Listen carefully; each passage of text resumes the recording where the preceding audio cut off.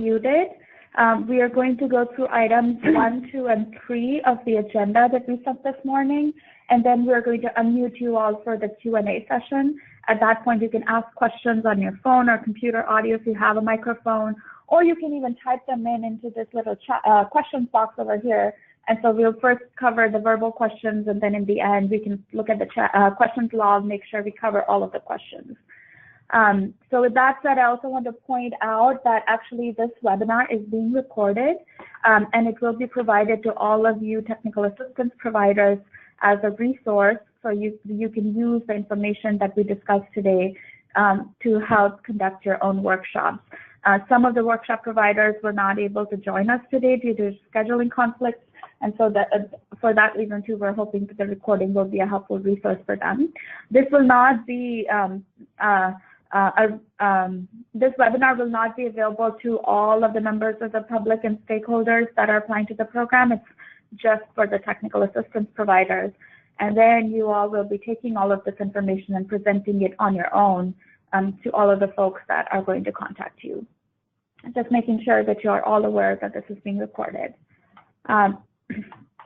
So that was all our introductions and thank yous. Once again, we can't thank you enough for all your support with these workshops. So very quickly, just kind of going over the grant process as far as all of you are concerned. So as you know, you applied to that request for applications a few weeks ago, and you were selected to conduct these assistance workshops and will be provided dollars to do so. So the way it would work is that from our side, from CDFA side, we will reach out to you to gather information on the organization. So you'll be hearing more from Guihua. At this time, I would request that we have your information from what you entered in the application. If the person whose name should be on the grant agreement as the contracting entity is different, please make sure to send us that information as soon as you can, as we are starting to process these grant agreements. And so we will be working with our Office of Grants Administration at that time, once we have all your information, to execute these grant agreements. And we will have a scope of work included in it, which is based on the request for applications, which you've already seen. And then our grants office will be sending out each of the grant agreements to all of you to sign and return back to us so that they can be put in place. The actual grant will be on a reimbursement basis, so you will be expending your own funds at this time to conduct these workshops as they're happening so quickly, and then you can submit invoices to us and we will reimburse you for those expenses. We will be trying our best to have the grant agreements in place as soon as we can, but as many of you probably already familiar, having done this for SWEET, some of your workshops might start before the grant agreement is in place, but please rest assured we'll be working our best to have them in place as soon as we can and the reimbursements in a timely manner. And so in the end, we also are requiring that all of you will submit a final report to CDFA to us, which would cover the basic information on the workshop. So kind of talking a little bit about what you covered in the workshop, include photos, and we will provide a template. And we will also be collecting your attendance information, number of people attended the workshop, and so on and so forth. But we will provide you a template, and this workshop will be due, I think if I'm not wrong, from the RSA 30 days after the last workshop. But we will be getting all of this information to all of you, and we'll keep talking, so we'll make sure that everyone has everything they need to get the process going and completed. So with all of that, the next is now item 3. So Guihua Chen, she's going to now present to you a PowerPoint presentation on the Healthy Soils Incentive Program. This presentation will essentially cover the entire application process, and it'll also include demonstrations of the different templates, the QM, the greenhouse gas calculator tool, and so on. And then in the end, we will also send you this PowerPoint so that you all can use it as a resource when doing your applications. So we will be providing you with some materials that you can use as resources for your workshops, which will include this PowerPoint. It will include a copy of all the documents related to the actual program, the grant solicitation and attachments and all that. And then there will be kind of like a one-page flyer on just the different steps that you need to follow for the application. So with that, supervisor to do the presentation. Hi, good morning, everybody. Let me open.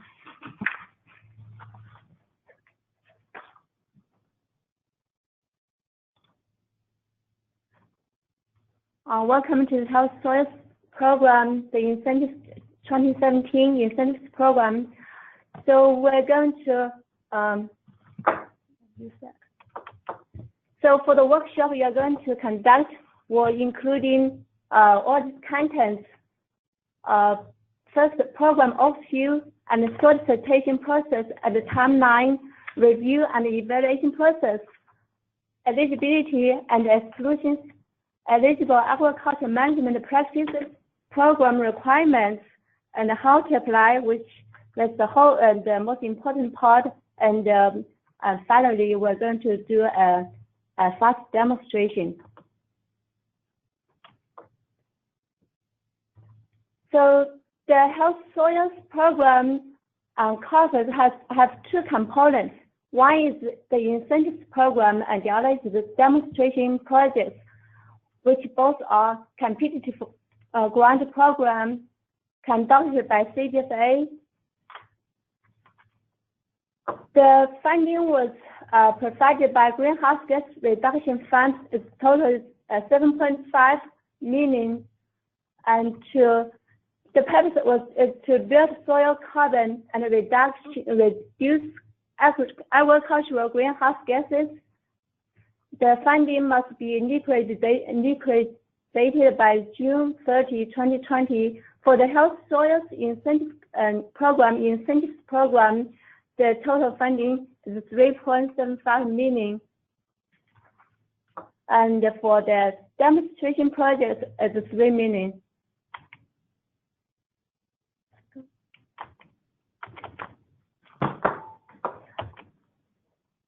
For 2017 Health Soils Program, Incentives Program, the funding duration, maximum funds, grant fund per application is $50,000.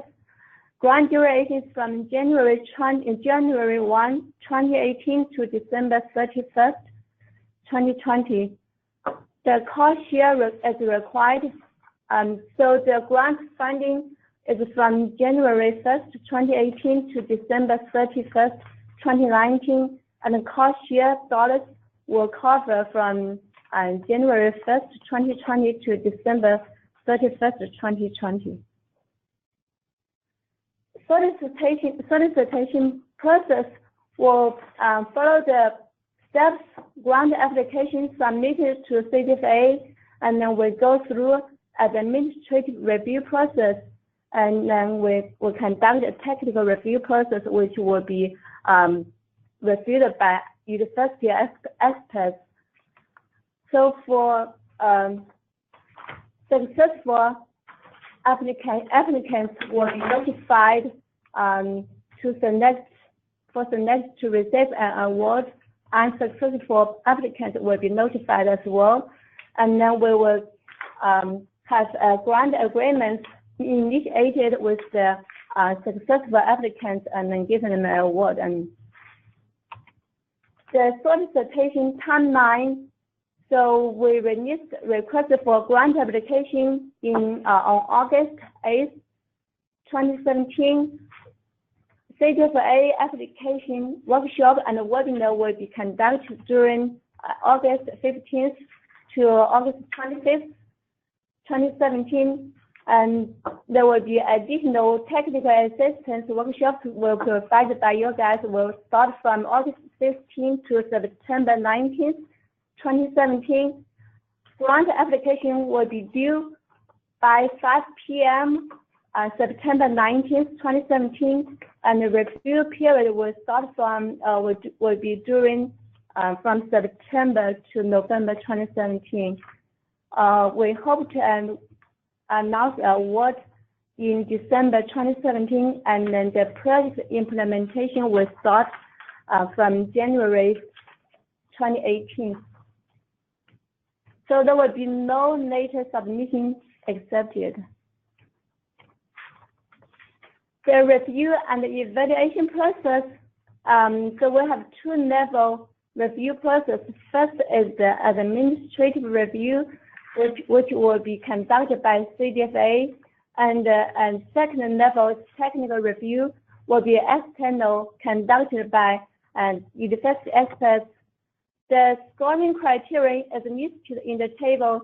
So for project feasibility, it's 30 points, project sustainability 10 points, greenhouse gas emission reduction benefits 20 points, soil health and environmental core benefits 10 points, conservation plan at 10 points, disadvantaged communities 10 points, and we'll have 10 points for additional considerations. So total is 100 points.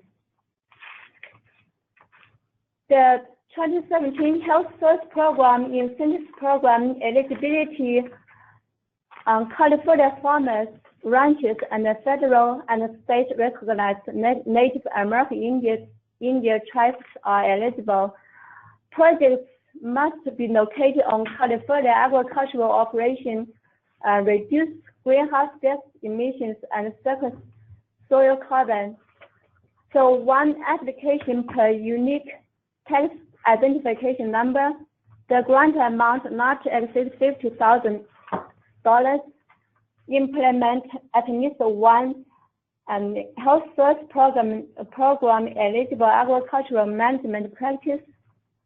Implement at least one eligible soil management practice on fields where the practice is to become implemented or has already implemented on the field.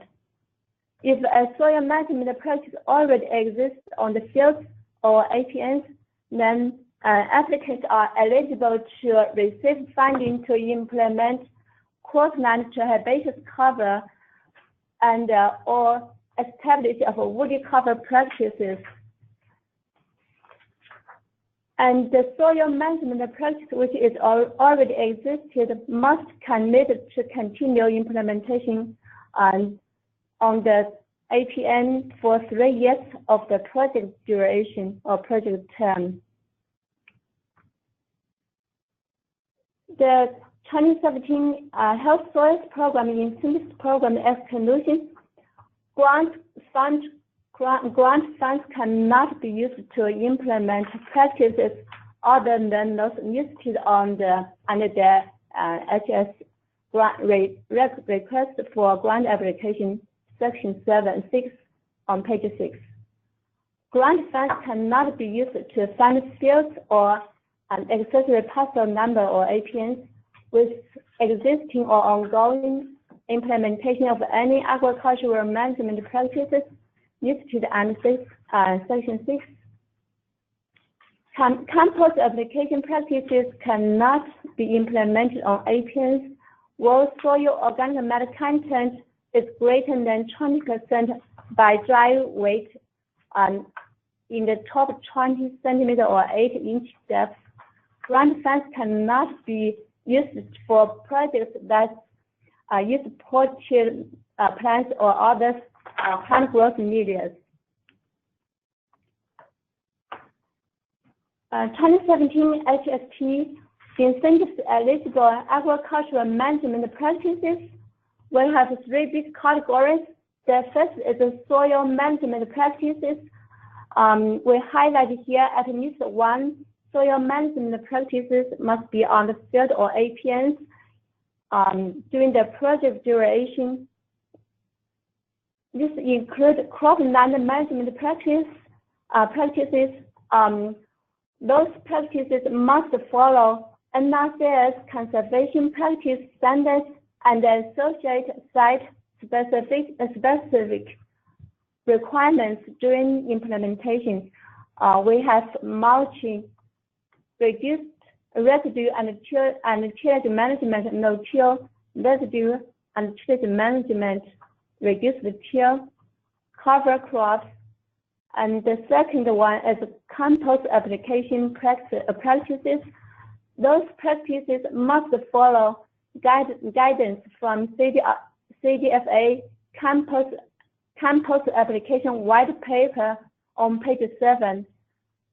This has 3 categories: compost application to any crops, compost application to perennial orchards or vineyards, compost application to grassland. The second big category is cropland to herbaceous cover practices.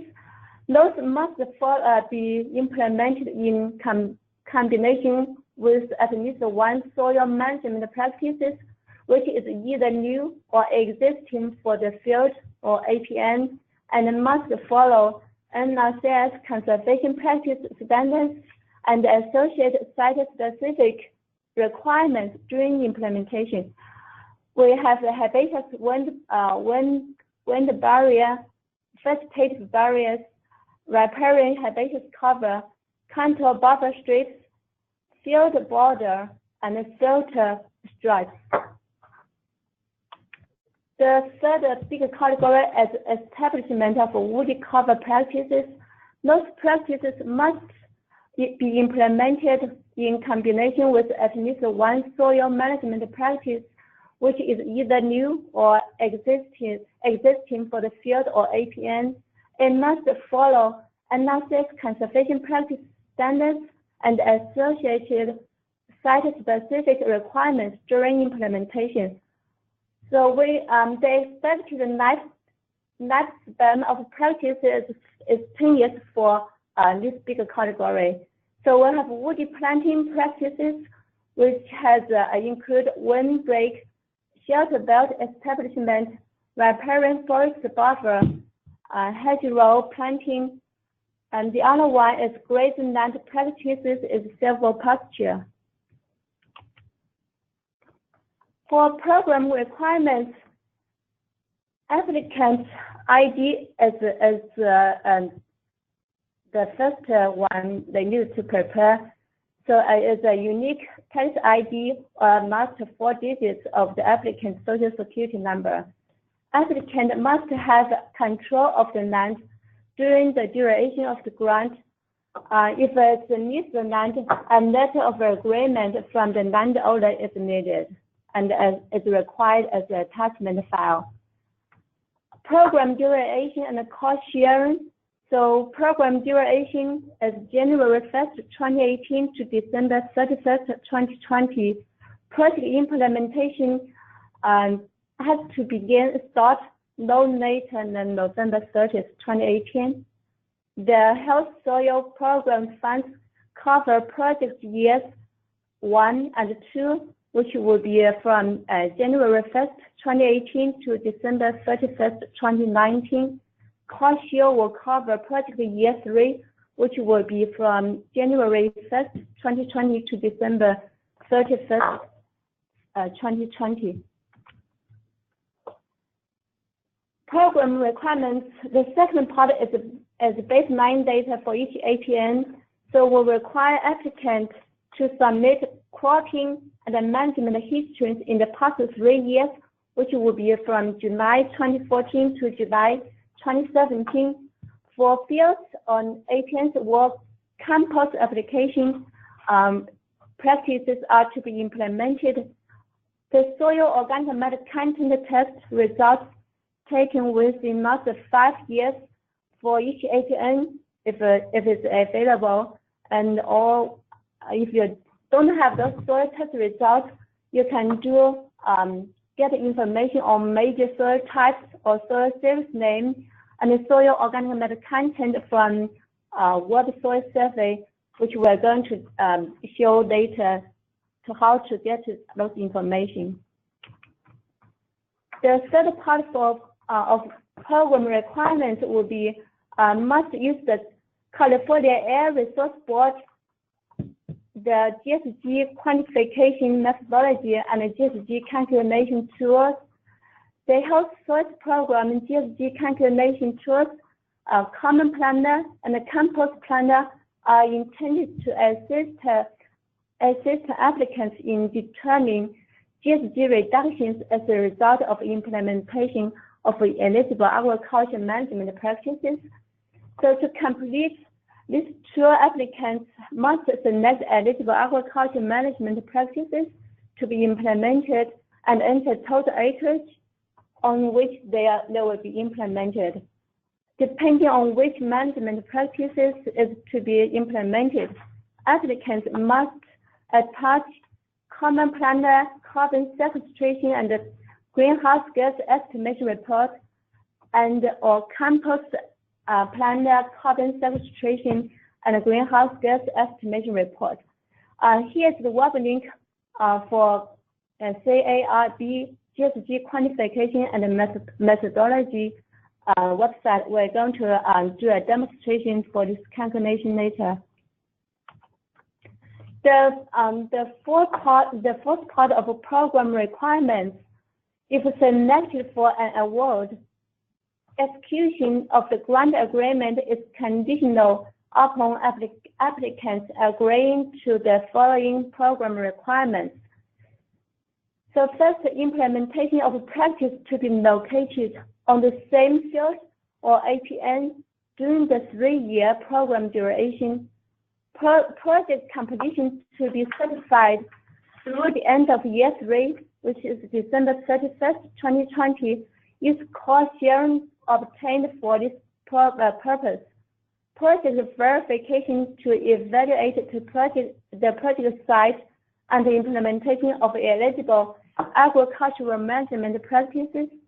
Report on soil organic matter content before practice implementation and after 1, 2, and 3 years of practice implementation to be submitted to the CGFA. So first, we'll show you how to apply. The application process is through the financial assistance and application submitted tool or FAST. Here's the website, which is a CGFA partnership with State Water Resource Control Board as an online application system.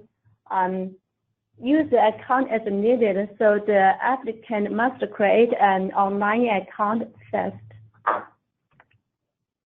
So once they have the online account, they're on the website. The first requirement is the general information tab, which including 3 components.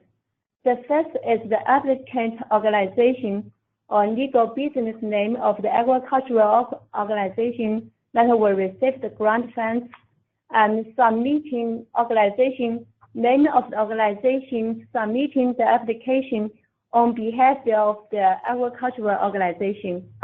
And the third component is the project title, which should be appropriately and concisely describe the project in 15 words or less. And then there's a 2017 HSP Incentives Program Project Budget tab, which applicants need to enter information on fund requested, the total amount of HSP Incentives Program funds requested, which should match cell 7, F7 in the project Excel budget, the worksheet, the cost summaries tab, which we're going to show applicants how to do a budget show the applicants how to work on the budget worksheet. The maximum funding is $50,000. Local cost share match, the total amount of matching funds or in-kind contributions committed to the project for other sources. So the total budget will be funding requested from CGFA plus local cost share.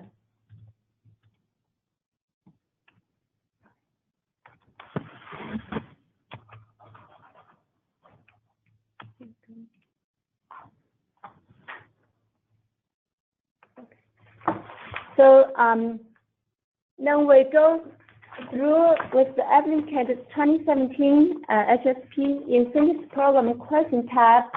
The application section which include Section 1, project feasibility, Section 2, project sustainability, Section 3, greenhouse gas emission reduction benefits, Section 4, soil health and environmental core benefits, Section 5, conservation plan, and Section 6, disadvantaged communities. For Section 1, project feasibility, for review criterion, that's 30 points. It includes agricultural operation information, project logistics, baseline data, project design, work plan, budget worksheet, and cost sharing. For agricultural operation information, the applicants need to have farm acreage, and the second is property location, which accesses parcel number, address or nearest cross streets, city, state code, county, and census tract, which can be identified from the tract finder. We don't show it.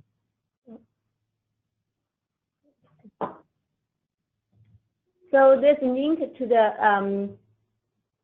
on the PowerPoint, the web link. So once you go to the click on the link, the applicant just need to enter the street number.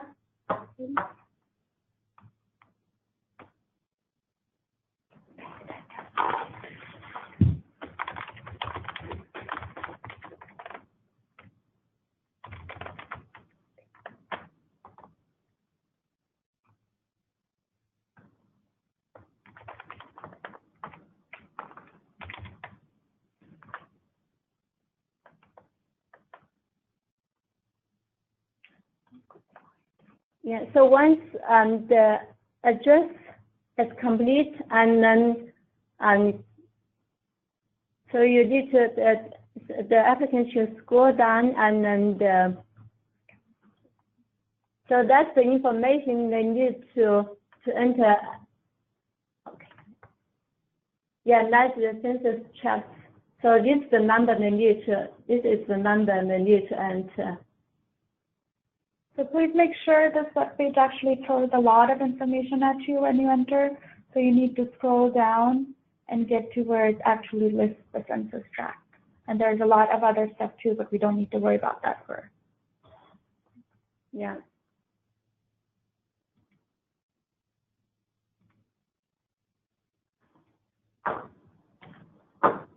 So the third component is ownership of the land.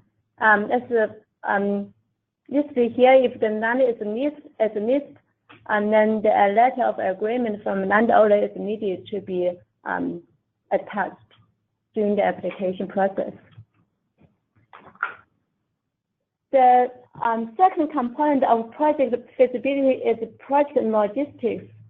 So for this component, 3 things are required.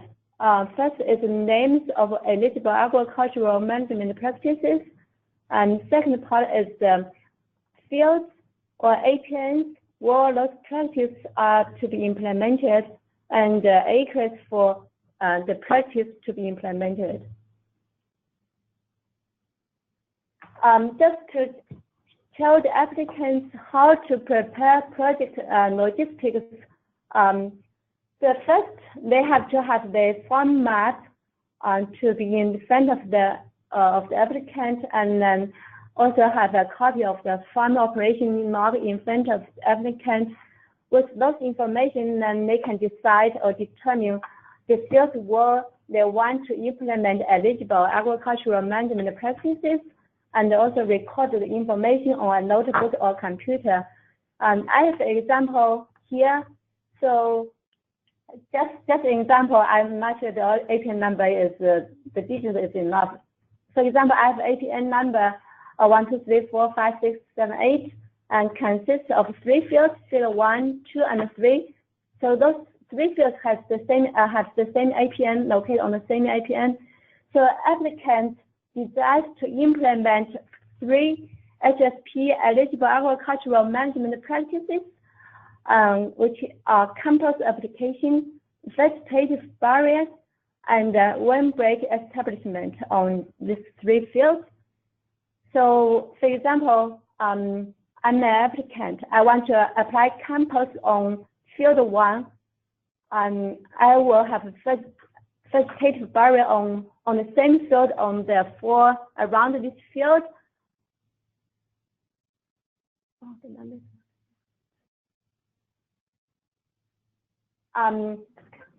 Okay, just ignore the acres or the number on the last column. Well, no, they need to calculate it in the acres. No.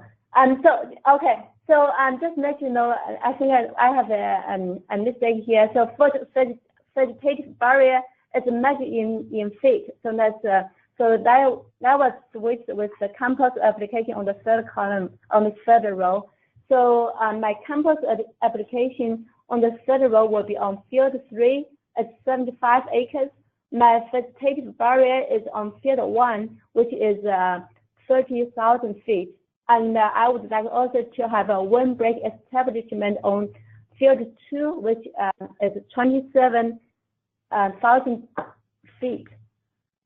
Because for all these applications, I need to have entered the number as acres, not as feet. But my measurement for windbreak establishment and vegetative barrier is measured in feet. So I need to do a calculation to convert the feet to acres. Here is so you need to let the applicant know we have a document file on our health service incentives program website. Appendix 2, document 4 is a feet to acre conversion from implemented practices. So they need to download the Excel sheet, enter the feet for each practice, and the acreage will be calculated automatically. For each practice in the row, replace the feet by the calculated acres, and then they can enter. We'll show you do it. Okay.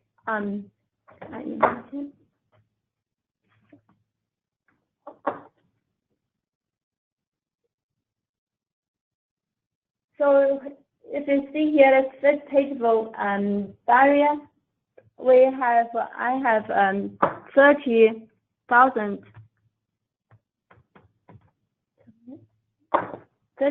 feet, and I enter in the yellow highlighted area, and then I click on enter, and then it shows me the acres is 2.066.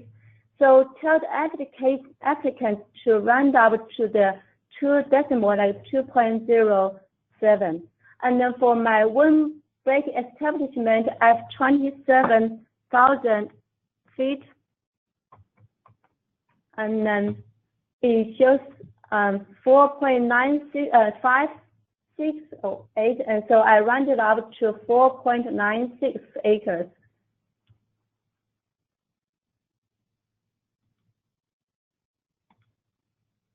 So now,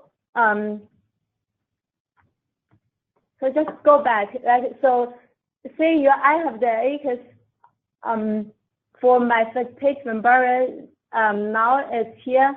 It's 2.07, and my windbreak establishment is 4.96. And the campus application is on the same field because my field 1 30 acres, so I submit those, subtract those acres for one vegetative barrier, and I get 27.93.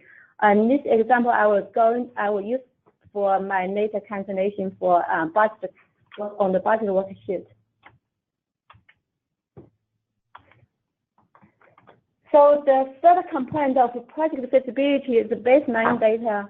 For baseline data, cropping history and management practice history, which will be really easy for the applicant to fill out the information. The third component is soil organic matter if for fields where campus application is to be implemented. So for my case, I I have field 1 and field 3 where I'm going to apply compost. So for this, because I don't have so if I have if the applicant has soil organic matter test results within not 5 years for ECHNs, that would be good. And they just attach the laboratory report. But I don't have it, and I'm going to use the UCD web soil survey to get the soil organic matter information for my 2 fields. So there's a Appendix 2, Document 6 on the Health Soils Program in Synthesis Program website. If you click that document, it shows you how to do use those UCD web soil survey. So first, they need to go to the website. Here's the website link, and you click on it. And this is the domain of the website, and you should click OK, and then go to the top left side is the menu. So first, you need to select map settings. For map settings, I would recommend you to tell applicants to use hybrid, because that shows the straight names and will be easy for them to identify the location of the field. And then you go back to close it, and then click on the menu again, go to the zoom to location, and you enter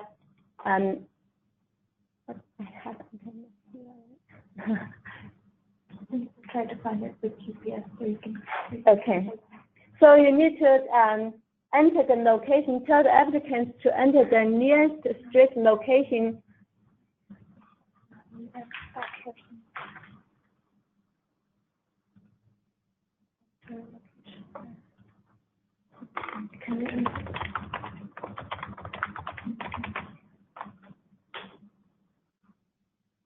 So for example, so the applicant has to identify, because there's straight name here, so it's easy for them to identify which field is they're going to implement the practice. So for example, if this is the field, and they just need to click on here, and then the soil map information is here. So tell the applicants to find the major soil type which is has a high percentage on this map or on this field, and then click on that. It gives you the field, the soil name which is here, and then click on the column which says soil organic matter. Click on it, and then tells gives you the soil organic matter content. That's the y-axis on the bottom tells what's the percentage of soil organic matter content, and look at the vertical side, the depth. What's the depth of the soil? We just need the top 20 centimeter or 8-inch depth. So here we can see. Can I tell it to?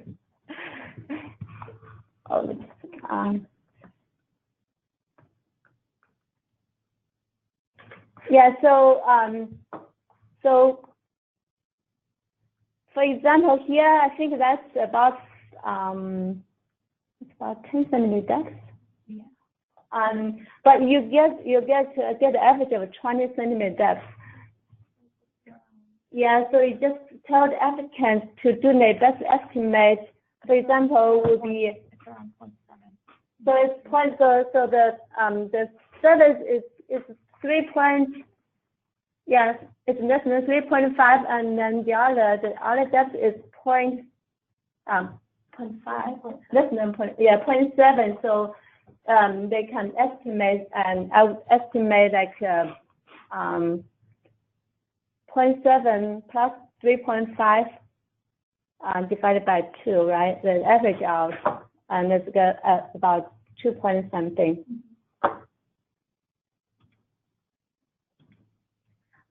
Here, and then so I use the Russell Ranch, the experiment station, do the water soil survey. So For example, the applicant has to get the information right than the soil serial name, which is just showed, and the soil organic matter and the estimate. For this, just the example for my field 1, the 2, which for the example I showed before.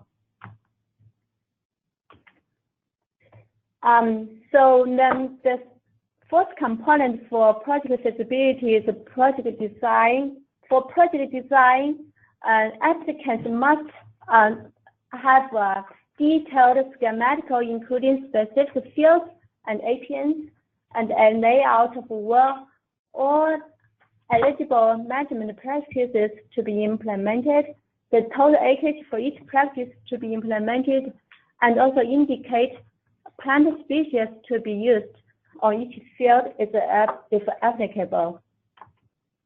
So this just shows an example for what the project design we want or expect the applicants to submit. So they could use the farm map if they have it, or they can use the Google Earth map. But for either map, they have to include a landmark such as road intersection, so we know what the field location is. So here I have showed the intersection of this the road, and that's my example for field 1, 2, and 3, as I showed before. So all this information the applicant has to include. For example, for field 1, I want to do a compost application, and I also have a vegetative barriers.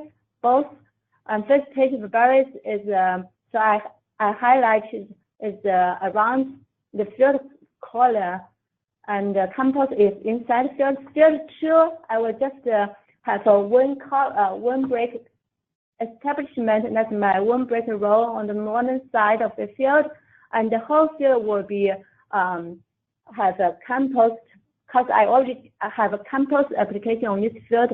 In the past year, I will continue doing the 3-year project, but it's not eligible for HSP fundings. And field 3, which is my almond field or my 75 acres compost application field. And let's just show what's the information I talked about on the map. And they need to have all detailed information with the schematic map as the whole component of the project design. So here I have my compost application, and also I included what the material I'm going to use.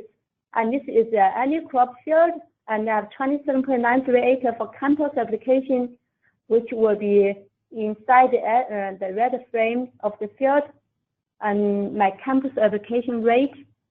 Field 3, which is a perennial crop, where I was going to use the compost stain ratio greater than 11 at 5.0 dry tons per acre application rate. That's the maximum rate for from the CGFA compost application white paper, and that's my acres is 75 acres. Vegetative barrier is still in field 1, which is 30,000 feet, but it's converted to acres 2.07.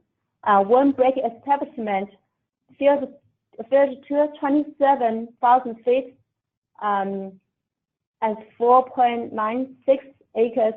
Note here I've included my plant species for one vegetative barrier, and also for one break I include a plant species. And then comes to the work plan. So work plan, the applicant has to download a work plan template, which is in the Health Soils Incentive Program website, Appendix 1, Attachment B.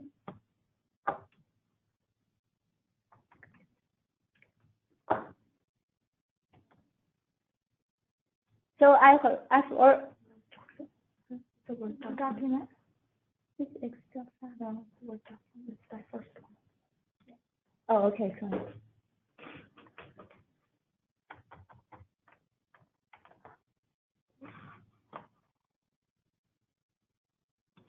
So for the work plan, the applicant has to fill the APN word practice to be implemented and the field number, because sometimes the one APN may have several fields, like in my cases. And then the third column is the management practice name, like for example, my campus application, and the activities, which will be when I'm going to apply my campus. For example, I want to apply campus on like in June 2018, and like I will sign who is going to do the practice and what time, like June 30, 2018, and how many acres, for example, like 2.07. So all those detailed information for the management practice has to be be entered in this table.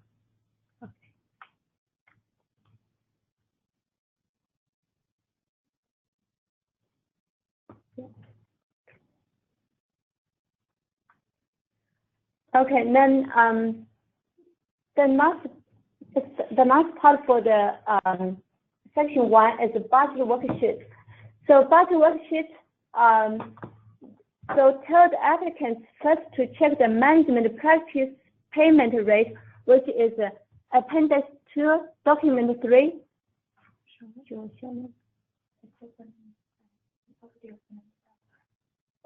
Okay.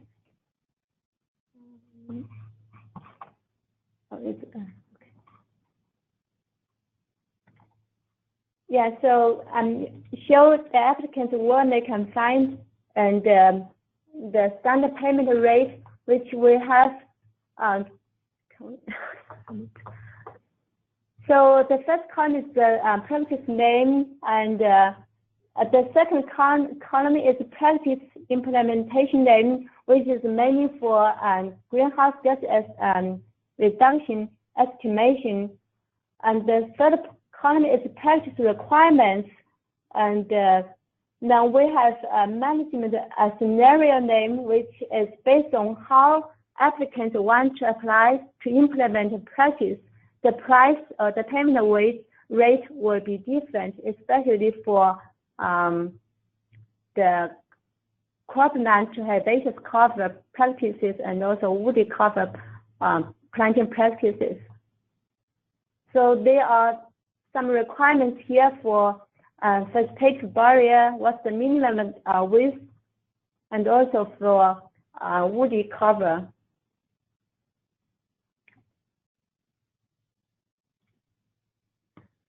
So to complete the budget worksheet, applicants have to download the budget worksheet, which is Appendix 1, Attachment C.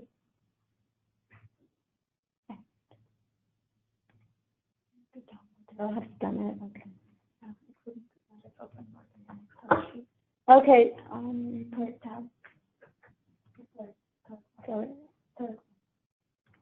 Okay. So it's the attachment C. So download the Excel file.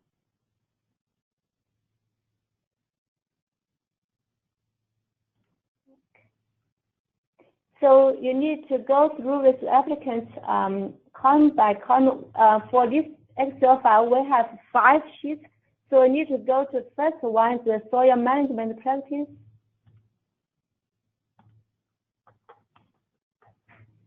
So what the applicants have to do is just to fill the yellow highlighted area based on which practice they select, and they just need to enter the acres for each practice.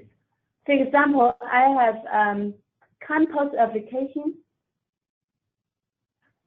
You can just enter an example number, any number. Okay, for example, I have 2.07 acre.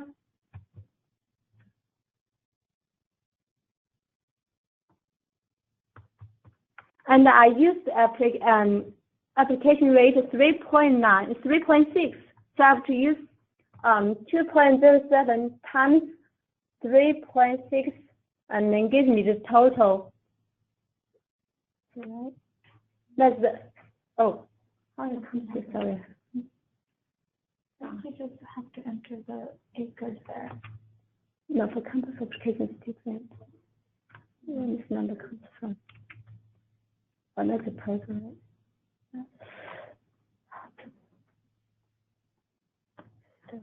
Well, it's the compost application, you still only enter acres because the payment rate is just per acre. So you've already calculated your total compost earlier. Right? It's on file. I did before, but let me see. Okay, I need to go. Sorry, I need to go to. I have an information on the second slide. Okay, sorry, I need to go to this slide first. So example for that worksheet for HSP funds, which cost for soil management practice in year 1 and 2, for compost application and total in the project per year for the example I given before. So for field 1, I'm going to use 3.6 dry tons per acre application rate, and I have 27.93 acres.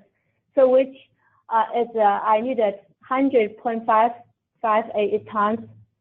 And for field 3, I'm going to use 5.0 dry tons per acre, and I have 75 acres, which total is 375. That's for 1 year. But for the HSP, if you look at the budget worksheet for the first measurement, we cover cost for 2 years, but you don't need to do, the applicants don't need to change anything. Just enter, for example, I will enter 100.55 and 375 in the compost application worksheet. And for herbaceous cover, my vegetative barrier, because I use the perennial species, and usually it's a permanent grass cover, or legume species is a permanent vegetative cover. So HSP funds will cover only year 1 for perennial species, and it would be the same case for woody plantings, because they are all perennial species, so which is only 1 year.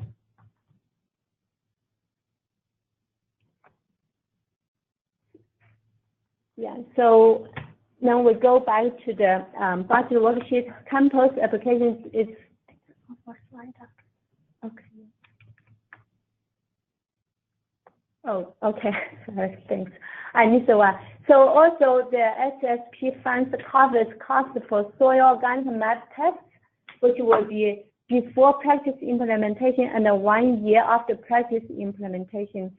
Here I give you samples, because for soil organic matter samples, it depends on how many fields will be included for the project, and how many samples per field to be taken. So there's a document file. It's not required for doing the application, but the applicants can look at this document to decide how many soil samples they need to collect for soil organic matter test, which the file is in HSP incentive program website, appendix 2, document 3, soil sampling protocols for soil organic matter content analysis. So for example, I have 3 fields. My field 1 is 30 acres, so I think probably 1 sample is enough, because I'm going to take a composite sample. Field 2 I have 75 acres. I decided to have 2 samples, and field 3 is really small, only the windbreak establishment at less than 5 acres. I will take 1 sample. So I total have 4 samples for per reporting period, and then the HSP finding cost and organic matter tests for this 2 periods will be 4 times 2 will be 8 samples. And then we go back to the budget worksheet.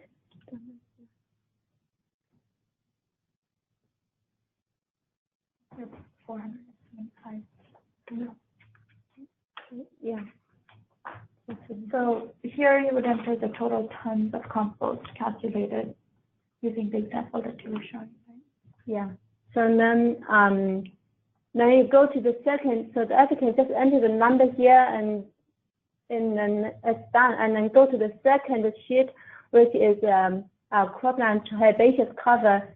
So for my for my vegetative barrier, we can just use them because I think it's 2.07 acres for vegetative area. It's entered in feet.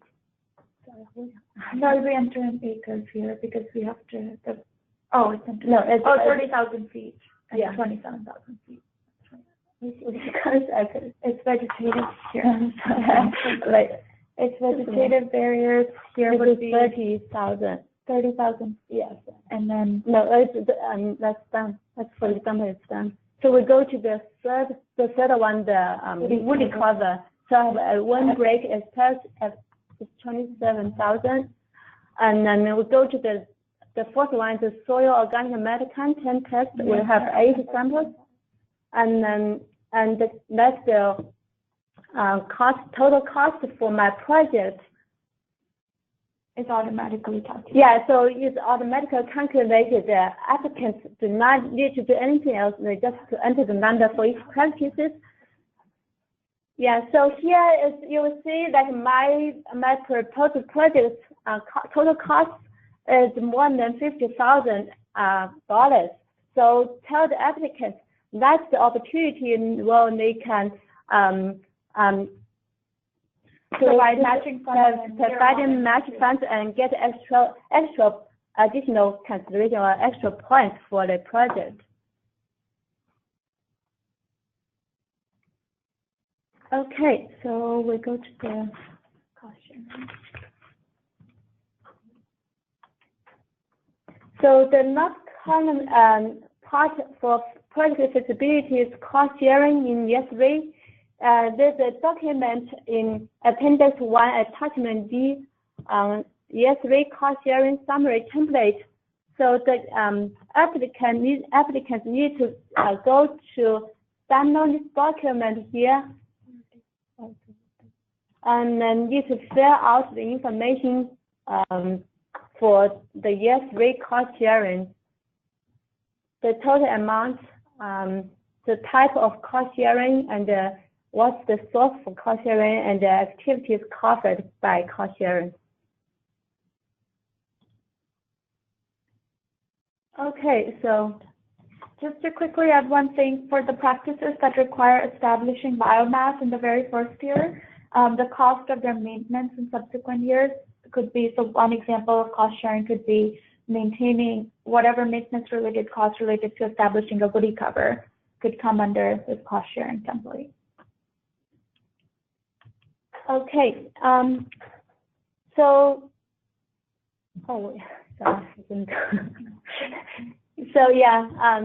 the cost sharing template, applicants must provide finding in project year 3, and applicants can provide cost sharing during project year 2 and year 3, year 1 and year 2 to receive extra points during the application review process, which is just the case I showed.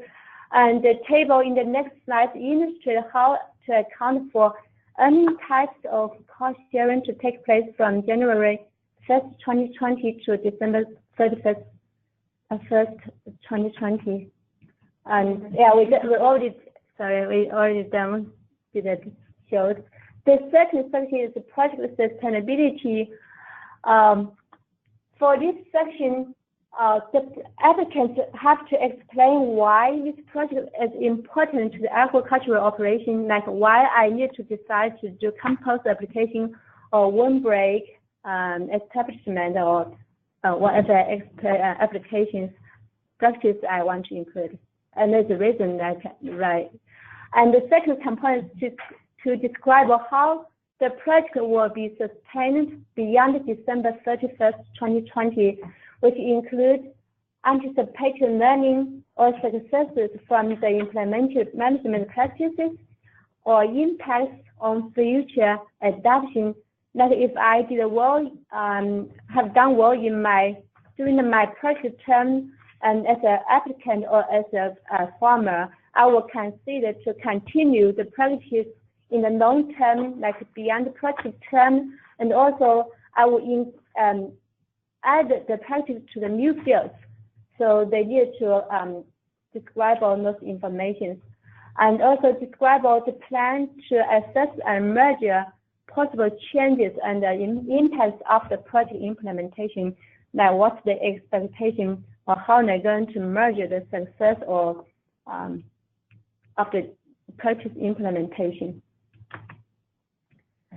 Section 3 is greenhouse gas emission reduction benefits. For this section, we're going to, an applicant have to use common planner or campus planner, carbon sequestration and greenhouse gas emission report, which will be, they have to go to the Appendix A, Attachment, Appendix 1, Attachment A, CARB, quantification methodology and tools, which links to the CARB carbon and trade auction process persist quantification materials website. So so if they go to the website, they need to go to the website and then scroll down. So the applicants have to look this section like clean energy and energy efficiency, Department of Food and Agriculture. On the right side, the bottom of the Congress Health Source Program quantification methodology for fiscal year 2016 and 17. So applicants have to open the PDF file and read through this document to get thoroughly understanding of the methodology for the GHG estimation calculation. So so you need to guide the applicant to read through this document and tell them how to get the information out and how to do the GHG emission calculation. And so on page 5. For what? No, I need just to show them steps. Oh, okay. So on page 5, there are steps to you need to focus and emphasize the applicants how to follow each step to do the greenhouse gas benefits estimation. So step 1, they need to select the health source practice implementation for the project, and then determine the acres for each practice implemented into projects, and then use common planner, CDFA, HSP, or the campus planner to estimate the GHG benefits for each practice implementation in the project. So I will show you the two websites.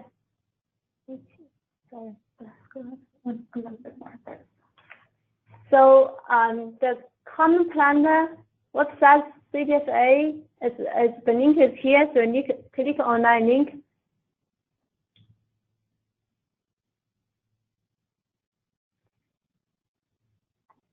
Take some time to load.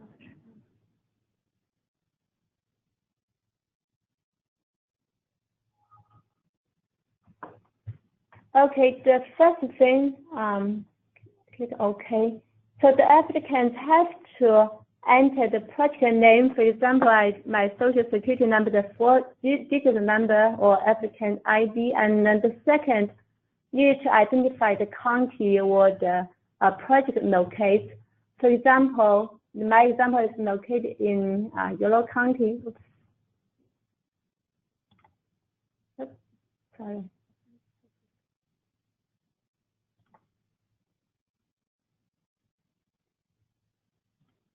And for my cropland management, look at this column here.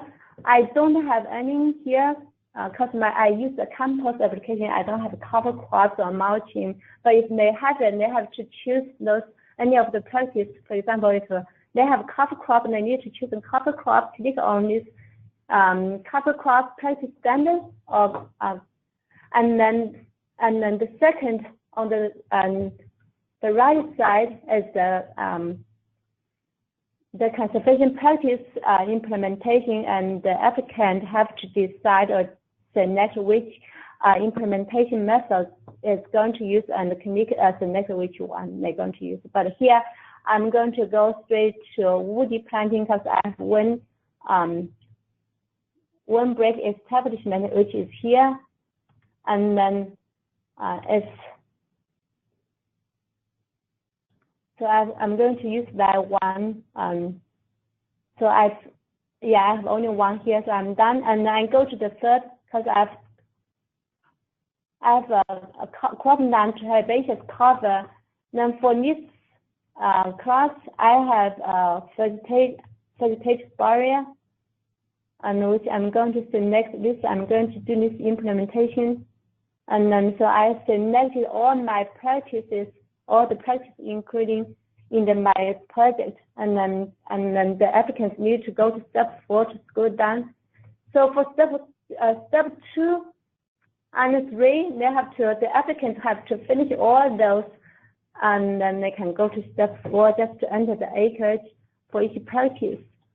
So for my woody cover, I have 4.96 acres, and my vegetative barrier I have 2.07 acres. So here, this not the numbers here is in acre. And after they enter all the acres, applicants can click on download and printing Common Planner results, and then so now I have a PDF file. So that's what the applicants need to save as a PDF file, and it's required to be as an attachment file during the application process. So I'm done with my Common Planner. Now I need to go to my campus application. No,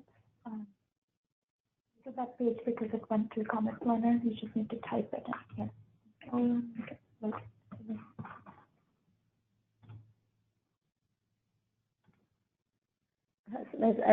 Sorry, there's a link here. I have a link on the.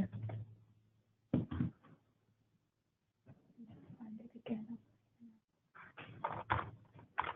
Oh, it's just one document. Yeah. So then the applicants have to go to the same document, the CLB,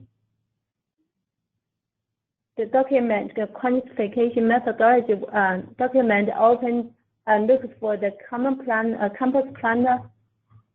And for my case, I have annual crop. So I select annual crop, and the campus application look the same ratio. So because I use the same ratio, less than 11, and I select this, and then I have almond field. I'm going to use the high same ratio, which is greater than 11. So I select that practice. So just select the practice, the implementation which is applied to the proposal. You don't. I don't select everything, right? I just select one, which is including in my example. Then for this one, I've entered the acres, the 27.93, and the other one is 75 acres. And the same way, they click on download and print a Common Planner report. And then the PDF file is here. Tell applicants to save this file, and it will be used during the application as attachment.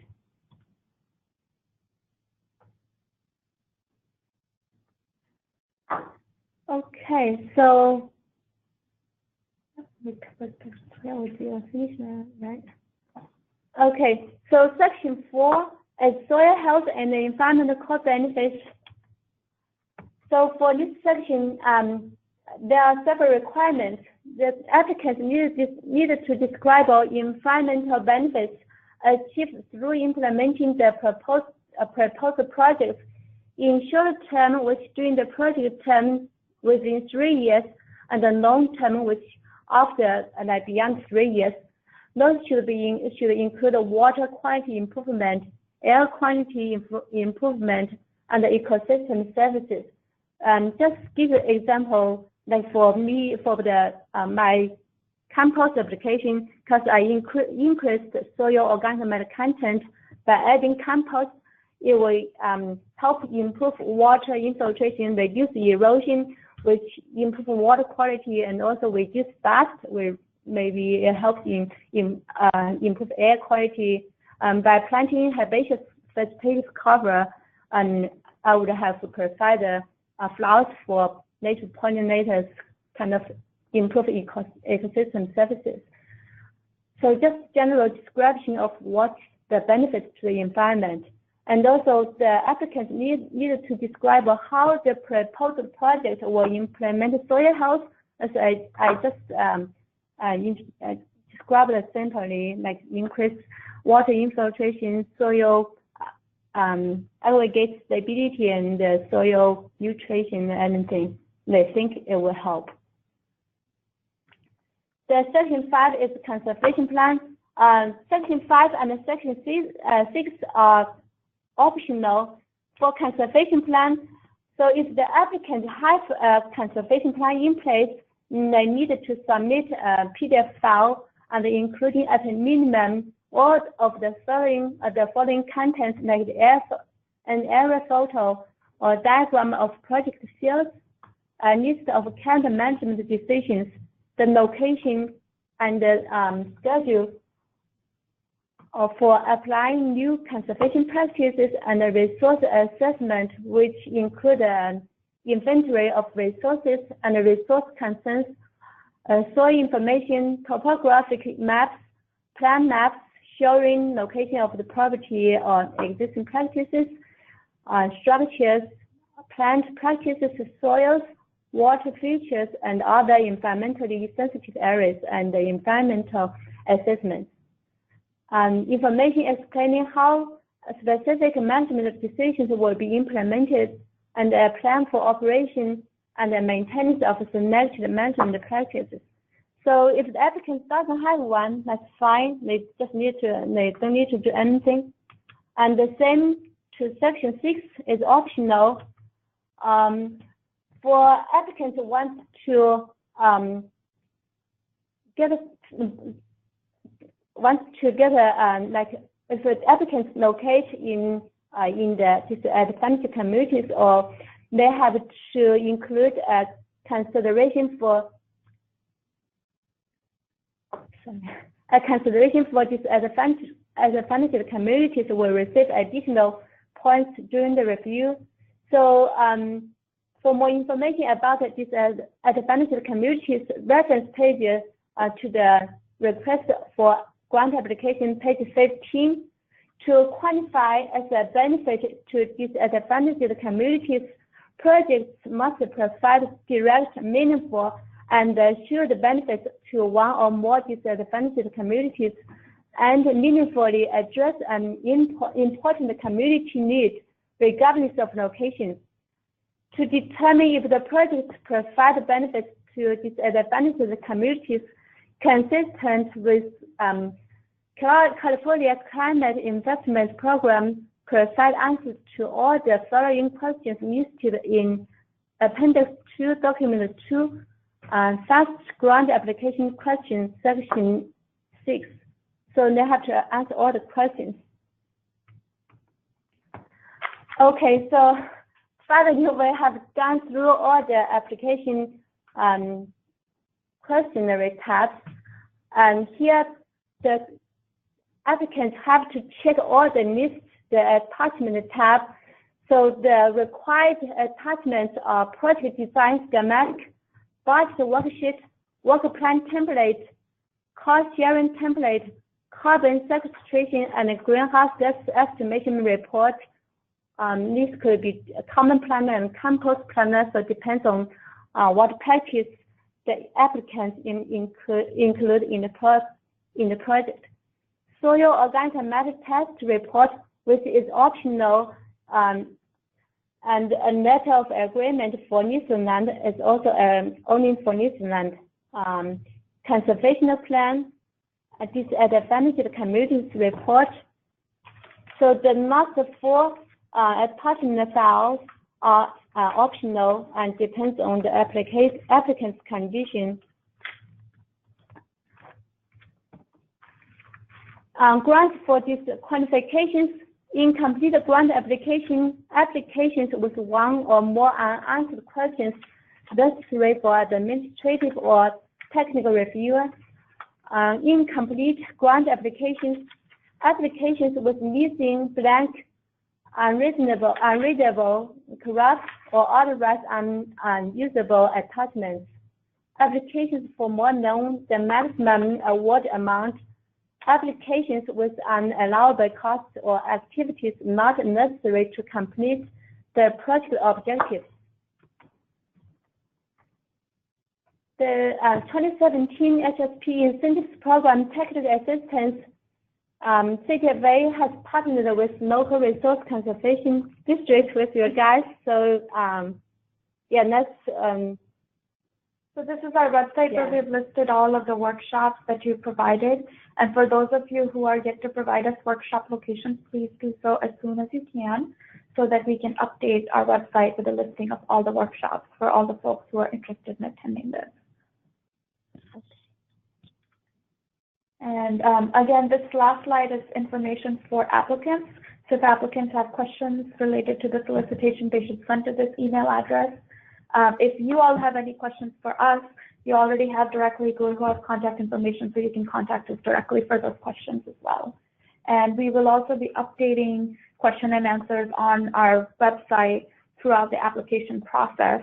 So essentially, all of the questions that we get from applicants, we provide answers and make them available to everybody else to maintain a fair process instead of providing individual one-on-one assistance. So we have a schedule for updating those question and answers. The schedule is available in the request for grant applications, and one FAQ document is currently available on our website, and then more will come up.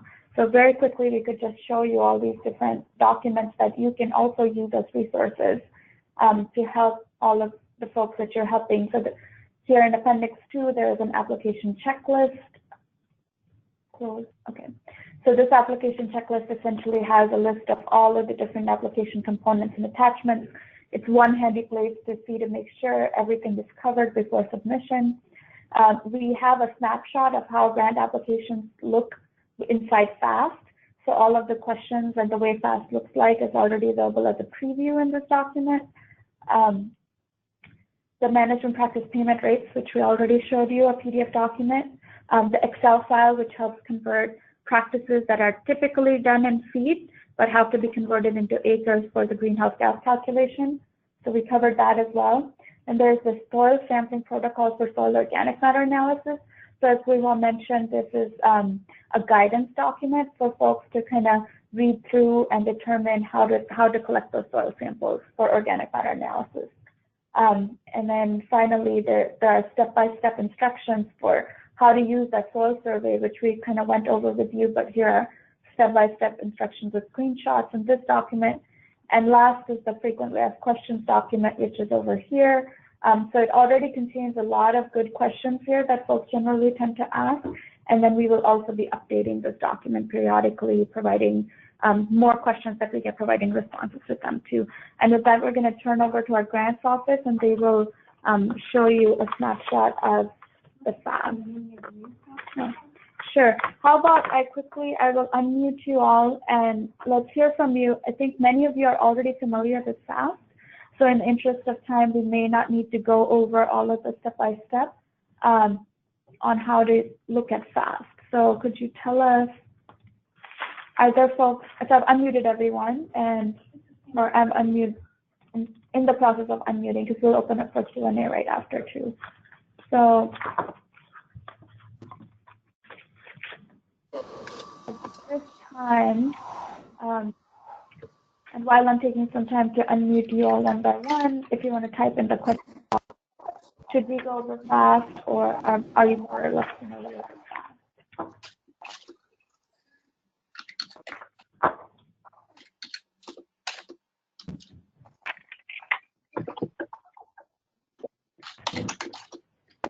The to show up somewhere else. I can hear you now. Okay. Hello? Could you please speak up a little? Can't hear you. Hi, this is just wanted to speak to someone about a couple of changes that I've appeared on my So your voice is really breaking up and I can't hear that at all.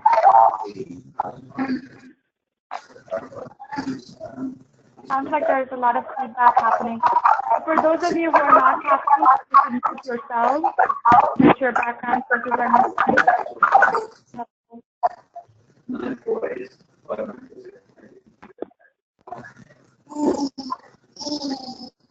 Yeah, it just kind of seems like we're having some trouble with audio, so I would encourage you to type your question in the question box.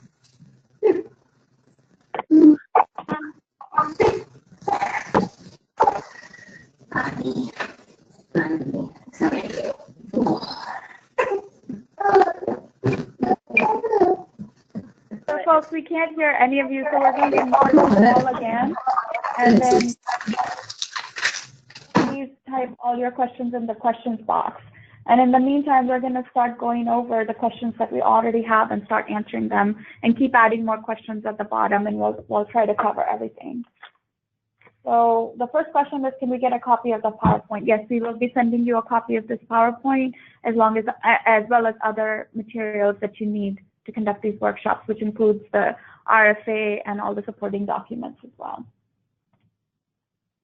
Next question is funding for cropland or herbaceous cover and woody cover restricted to those with a soil management practice in place? So that's not true. So let's just explain it a little bit more. So every project should definitely have a soil management practice. Now, the soil management practice can be a new one that is being implemented for the first time on acres where it was not implemented before, or it can already be in place. If it's already in place and the applicant commits to maintaining it for 3 years, then they can also add on additional practices like establishment of woody cover or cropland or herbaceous cover. So in a sense, the cropland or herbaceous and the woody practices cannot be used only by themselves. They must be accompanied by a soil practice.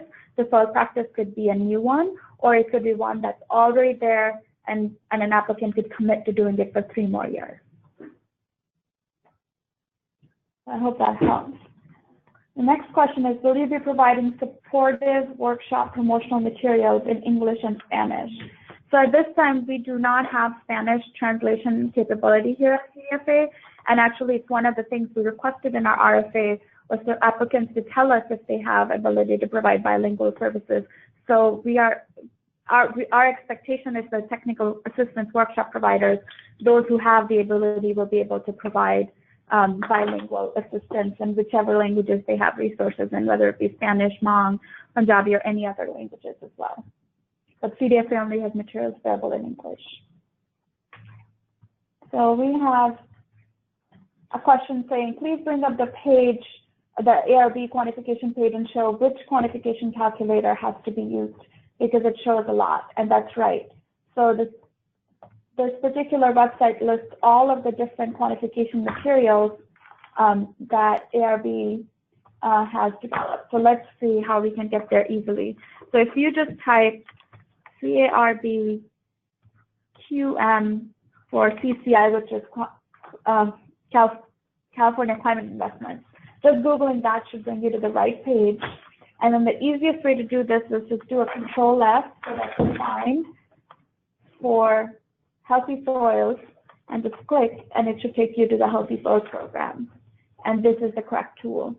Or you could just scroll down all the way down, come to the category of clean energy and energy efficiency, find Department of Food and Agriculture, and there's a bunch of different QMs here for all the different CDFA programs. The one is Healthy Soils is right at the bottom. So I hope that will help you find some of that more easily. We have a question on in Compost Planner, where do you enter the application rate, dry tons per acre? Isn't the benefit and payment calculated based on this per acre applied? That is correct. The benefit is calculated based on the application rate. However, the application rate is already built into the program. So let's go back and find Compost Planner, and I'm just going to load it again. So we can talk about this a little bit more. So compostplanner.com, that's our website. So here, when you choose, the compost application rate is essentially based on the CN ratio of the compost.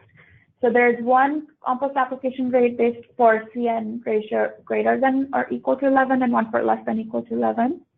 And those application rates that are consistent with CDFA's documentation, which is referenced in the RFA or the request for applications as well, that is already built in at the back end of this model. So essentially, the applicant only has to choose which particular type of compost, the low carbon or the high carbon compost they're going to use, and just enter the acres. And that will give them the number because it's already built in. Then we have next question. Please provide again contact for workshop providers. So just to clarify, this question is from Larissa. Could you please clarify, are you asking for our contact information again? Or, yeah, not clear which contact information we need to verify. So if you could retype your question with clarifications, we'll make our way to it. Next question, is the landowner letter of agreement optional or required? It is required for those projects that are on leased lands. So rather than optional, think of it as if applicable. If the project that an applicant has is on leased land, they must have a letter of agreement from the landowner confirming that it's okay to do this project for 3 years on their land. Oh, please repeat all the questions. So, okay, we will also read out questions one more time. I'm going to start from the following list, and then maybe we can go back to the list again if we have time left. The next question is there a minimum amount for a grant? There is no minimum, but the maximum is $50,000. Is there a minimum percent of cost share? That's a great question. If you really think about it, since the project term is 3 years, and the third year has to be covered by cost share, which is required, so at least 1/3 of the total project cost of 3 years must be provided as cost share. So 33.333% of a minimum cost share is mandatory. Next question is, do compost and mulching applications need to occur each of the 3 years, or are those to be a single operation in year 1? So the expectation is that soil management practices are going to be repeated each year for the 3 years on the exact same fields where they're originally implemented. What is the difference between this program and NRCS program? Why would a producer choose to go through the Healthy Forest program rather than an NRCS program? That's a really great question. So this program is through California Department of Food and Agriculture. It is funded through California's Cap and Trade Fund. The NRCS is a federal program. It's funded through USDA. An applicant can choose both of these programs. They need not pick one or the other because NRCS funds can be used as matching funds for CDFA's program. So you would think of them as not a choice, but actually a way to supplement each other's funding. The timeline and application process for both of the programs is different, and it would be up to the applicant to figure out how best to align that timeline for their personal project and applications. But that said, you don't have to choose between the two programs. You can do both. One example of this is someone could do a Healthy Soils grant right now, get money for 2 years through the Healthy Soils program if they have a great project that qualifies. And in those 2 years, they have enough time to then go through the USDA NRCS process where they could potentially get match funds. However, we also will point out that getting an award right now through CDFA means that you have shown that you have matching funds available. So if you go through the NRCS process and get those funds for the 3rd year, you would still have to show some kind of personal funding right now to make sure, so that we can be sure that you would have the 3rd year funding. But if you need it, if eventually you get an NRCS fund and you want to swap that out, then we can work that through and get it. But that's just one example scenario. But applicants absolutely do not have to choose between these two programs. They can do both. Then another question is looking for promotional materials for a workshop. If they are in English only, that's fine. Yes, we do. We can prepare a one-pager for just a general promotion of this program and try to get it to you. At this time, we're trying to only provide actual technical resources and did not have a promotional, so we can try to put one together for you all. And the next question is, does cover crop have to be implemented for 3 consecutive years on the same APN or field? What if the grower wants to implement cover crop for 3 years but on a rotation basis? That's a really great question. And very specifically, yes, it has to be implemented on the same field for 3 years and not to be rotated to be eligible for this program. Really, the intent here is to ensure that any practice that builds soil carbon is going to be implemented for 3 years on that particular soil on which it was originally implemented. That's kind of the technical premise behind and the scientific data, based on scientific data and research that we have that stands behind this program, is that to get any statistically significant increases in soil carbon, practices have to be implemented for a minimum of 3 years.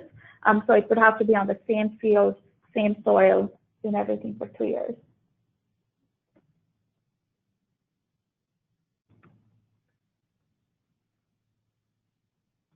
And Gabriel, please jump in anytime you need to add more information.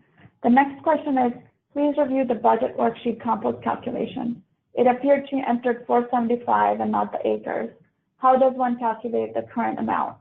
Example, tons per acre on 75 acres. Yeah, we will, when we send to you the PowerPoint, we will make sure to clarify. So essentially the issue here is that the compost payment rate is per ton per acre, and it's $35 per ton. So for all of the practices, we enter acres, but for compost application, first we have to multiply our application rate in tons with the total acres. And then that total number of tons that are needed for the project go into the calculator. So we'll make sure to kind of clarify this in a step-by-step way. We tried to cover that in our example today, but maybe it wasn't super clear. We'll make sure to clarify so that you guys will have that information and that's correct. Okay, Loretta is our contact. Okay, we will make sure you'll get an email from us with all of this material, and that's just the easiest way to keep contacting us back. So we'll make sure to include our information. We'll also add in our phone numbers to make sure. And another question is, on conversion from feet to acres, what happens if the person has more than the minimum width? Yeah, our friends from ARB can answer that. Yes, hi, this is Ben Nicholson from the Air Resources Board. Yes, so this is addressed a little bit in the quantification documentation. That in that case you would instead of selecting the minimum width, you could essentially in the CDFA Excel document just overwrite that number in itself, and then it'll continue to auto calculate the correct number. Or on your own, the quantification methodology does provide instruction on how to, you're essentially just multiplying the width times the length of the practice and then dividing by 43,560, the conversion from square feet to acres. So there's, I guess, 2 reps that you can choose to make that calculation. But yes, greater than the minimum width is acceptable in the program. Yes. So the ARB, the quantification methodology, the document has a detailed information on how to convert from feet to acres. The example in the Excel file on our website, the attachment we just showed, it will use the minimum width just to make it simple. But if the applicant has a different width, they can enter use the ARB document to calculate the acres.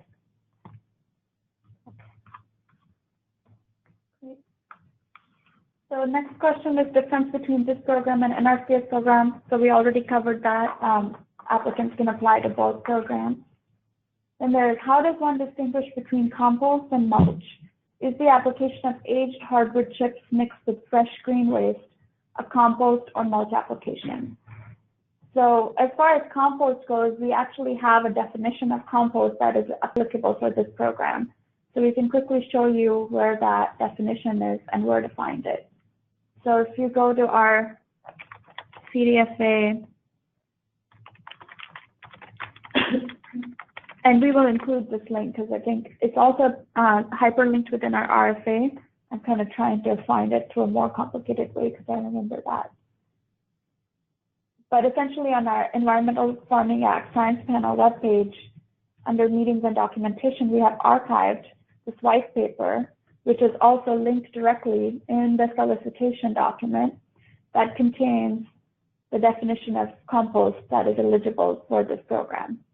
So there is a very specific definition here that if you scroll down, let me show you the page number. On page number 4, there it starts, definition of compost eligible for the program. And then it covers several, so for something that is compost, it has to fulfill all of these requirements. In case of mulch, do you have anything specific? We don't have requirements for mulch. It's just a natural material. Yeah. So for mulch, there are just implementation scenarios. And that says website has we have link. Okay. So it's connect on the RCA right. and it's link on what material. Maybe you need to show them in the RCA. Yeah. Yeah. Let's do that. That's a good idea. So let's look at the RFA document because it contains all of this information that you're interested in.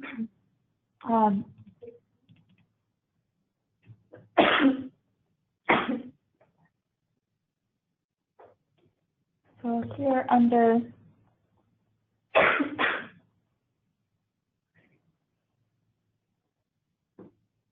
eligible agricultural management practices in section 6, we have linked here with the NRCS specifications for mulching. And basically, all of the information you need to know from the way mulching should be implemented under this program is available in this document provided by NRCS.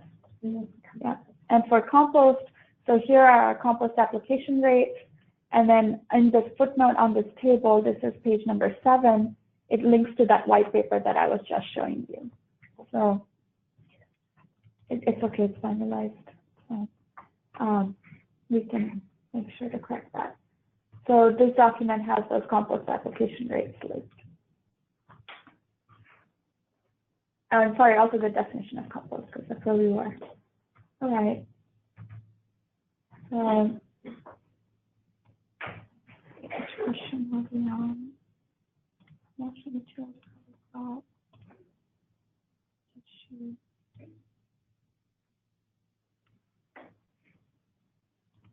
So the next question is there an income cap? Are the payment rates different? No, there are no income caps, and the payment rates are what have been established under the program, and they're not dependent on income. We understand that's how NRCS does it, but that's not how we are doing that. Although we have relied on NRCS data to come up with our payment application rates, our payment rates. Next question is, can NRCS or the RCD offer assistance on project design? Yes, so we do have some requirements on, yes, so an applicant, if they are also applying for NRCS and they're already going to go through the process of project designing with NRCS, they can certainly use that information. Or yes, a local RCD can absolutely assist an applicant in preparing a project design as needed. So what cost is cost? Yeah, but that cost will not be covered under this grant, because the costs that are covered under the grant are only based on the payment rates, and they have to be incurred within the term of the project, which is January 1, 2018 to December 31, 2019, so year 1 and year 2. Contact for workshop provider. Yes, we will provide that information. The next question is, when will you be sending out the informational materials? Our first workshop is this Wednesday, so we're going to send it today. We'll have it to you by the afternoon after this workshop is finished. If an applicant is successful in receiving Healthy Forest funds this year, does this preclude them from applying for funds in future years, assuming the program will be offered next year? That's a great question, and we haven't made that determination yet because we don't know if we are going to receive funds for next year. But we will be clarifying that if the program does indeed have a next year funding round, we will clarify if there are any restrictions or not, but we don't have that right now. Next question is follow-up on compost planter question. Are you saying that the estimated GHG benefit within each CN ratio category is the same regardless of where your application rate falls within the eligible range? Yes. So yes. So the compost application range is small enough that we've been able to make generalizations essentially as to what the greenhouse gas impact would be, whether you're at the bottom of the range or the top of the range. We're estimating that generally across the state, as these practices are applied, we'll receive or we'll have a greenhouse gas impact close to our estimations. Great, thank you, Ben. The next question is, can applicants get soil tests covered by Healthy Soils Fund even if they're not doing compost application? So the short answer to that is yes, but there is a bit of a long answer to that. So essentially, there are 4 different times at which soil tests need to be conducted. The first one is after you know you've got the award, but before you implement the practice. Then 1 year after the first implementation, 2 years after the first implementation, and 3 years after the first implementation. So now, not all of these times are going to fall between project years 1 and 2. So CDFA costs only covered project years 1 and 2. So depending on the project, the before implementation will definitely fall under that period. And 1 and 2 years after practice implementation may also fall in that period. So those costs will be covered. And any soil tests that are outside of the grant term are going to have to be covered by the applicant, but that is part of the project reporting requirements, and they will be also clarified in the actual grant agreements for those folks who do get the award. So those contracts will line up all the details. So essentially, no matter what are the management practices that are part of the project, soil tests can be covered by CDFA costs. However, they have to be within those the first 2 years of the project term. So any soil tests being conducted between January 1, 2018 to December 31, 2019 will be covered by the grant funds based on the standard payment rate. And so I'm not sure the question is asking about soil organic matter test for like doing the application and for the baseline data. Those soil organic matter tests is required for compost application, but that if you don't have soil organic matter test from the laboratory, the analysis, you can just do a water soil survey, which we have, I just showed you, and also we have documents to do how to do a water soil survey. So that laboratory test is not a requirement. It's just optional. We're not going to cover the cost. Great. So at this time, this was our last question on the list. We haven't seen any question or comment regarding needing a FAST demonstration. So at this time, perhaps we can skip that. But if you do have specific questions on how to use FAST, please definitely reach out to us and we will provide you with responses and make sure you know how to get through. That's a great point. Actually, I wanted to say that in the end. So the first CDFA application assistance workshop is tomorrow. It's at our CDFA headquarters auditorium in Sacramento on 1220 M Street. It's from 9 a.m. to noon. The first 90 minutes is for incentive programs, and the next 90 minutes is for the demonstration projects. The entirety of that workshop will be available as a webinar. It will not be available as a recording later, but we encourage you all to attend tomorrow's workshop as much as possible, whether webinar or in person. That will probably give you a nice flavor of how we're doing these workshops, and we will be doing a FAST demo there as well, and hopefully that will help you in conducting your workshop. Okay, we just got a comment saying need a FAST demonstration. So do you want to quickly go? Do you want to do it? Okay, we're going to do a FAST demonstration because we still have about 12 minutes to go, so we have some time. No, we don't have it. We've now opened so many different tabs. Okay, we'll call it inside. Okay.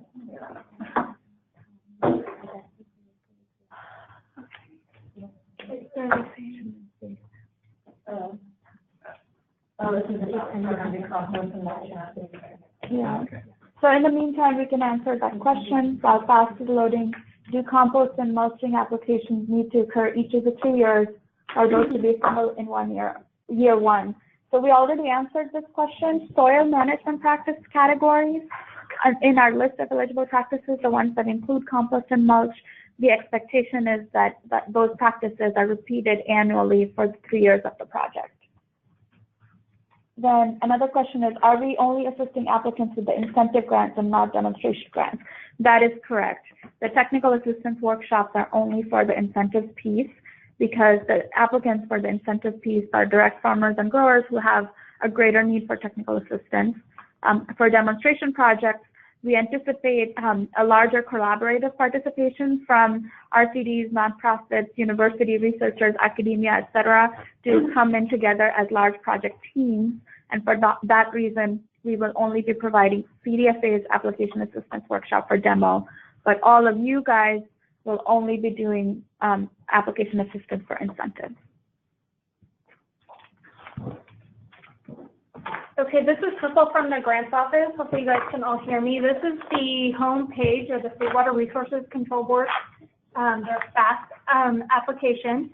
And although you are on the State Water Resources Control Board's website, you are still going to be assisting folks to apply for the Healthy Soils application. And the link is on our website. I know you saw our website earlier. There are links to the FAST system. So first thing is, for those who are not familiar with the FAST system, you do have to have a username and login account.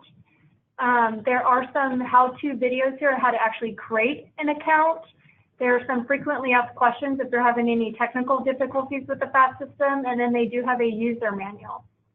So just to get a little navigation through their website, here's a list of all of the current solicitations that is hosting the FAST system is hosting. So notice some of these are not for our funding program, but the top 2 right here are demonstrations and incentives. So that just tells you all the different applications that their system is actually hosting at this time.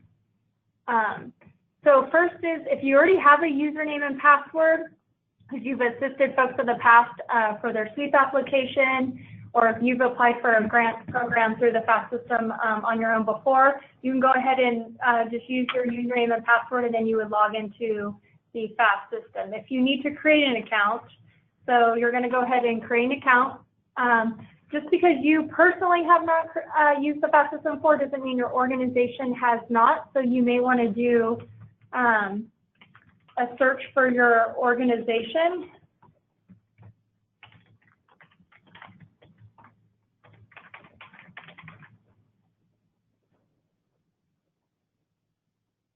And it said one did not come up when I checked for the Department of Food and Agriculture.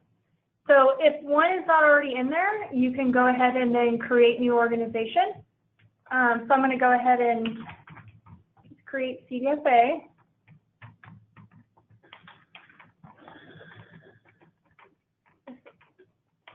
Preferably if you can spell everything out at this point, that would be great. You got to fill out your mailing address.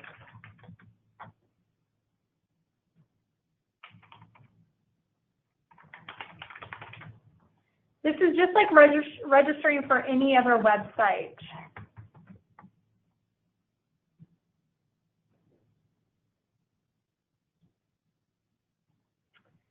I don't remember this offhand. I think it's and if you have a DUNS number, this is not required for this program in particular, especially if you're going to be assisting individual applicants to apply for Healthy Soils. A DUNS number is only required for a federally funded program. So their federal tax ID, when you assist folks with their organization, it should be, if they have a tax ID, please put that in there. If they're a sole proprietor using their social security number, we only require the last 4 digits of their social, so you can put in 999 and then just enter the last 4 digits of their social. So user account details. This is just going to be your first and last name, or whoever is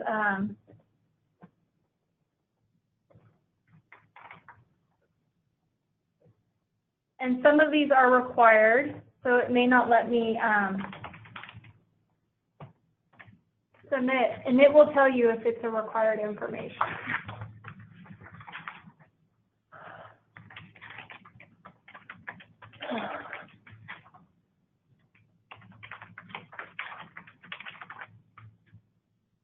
You can choose here to sign up to receive email alerts for any of the active solicitations on the FAST system. You don't have to, so if you don't want to, you can go ahead and select no. This is where you're going to create your username and your username here, and then you're going to type in a password. And then just like any other website, go ahead and have security question. You can type in your favorite port, and then you're going to create, oh, it told me my phone number. Then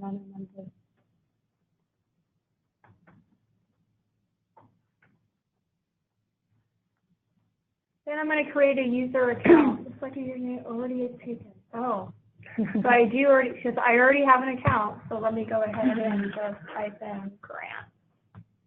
Type in.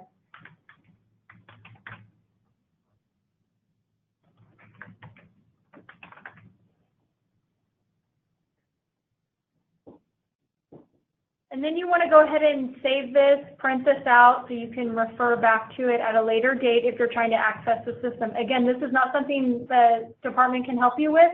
However, if you have any technical difficulties after creating your username and password and can't remember your password, you can contact FAST at their help desk. Let's go ahead and go back to the login page. They always have somebody at the help desk. Let's see if I can scroll down. Close it. I'm going to close this.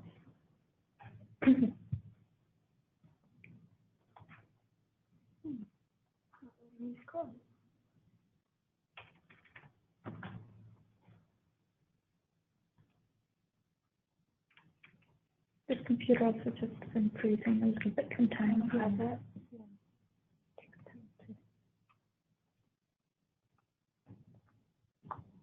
So I'm having trouble scrolling down right now, but down on this web homepage of the FAST website, what it does is it has a phone number and an email address at FAST administrators where they can you can email or call them, and they can provide assistance to you if you're having any technical difficulties.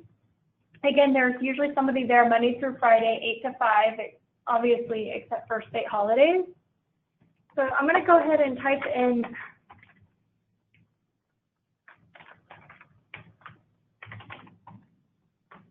So I'm going to go ahead and type in username and password and log into the site.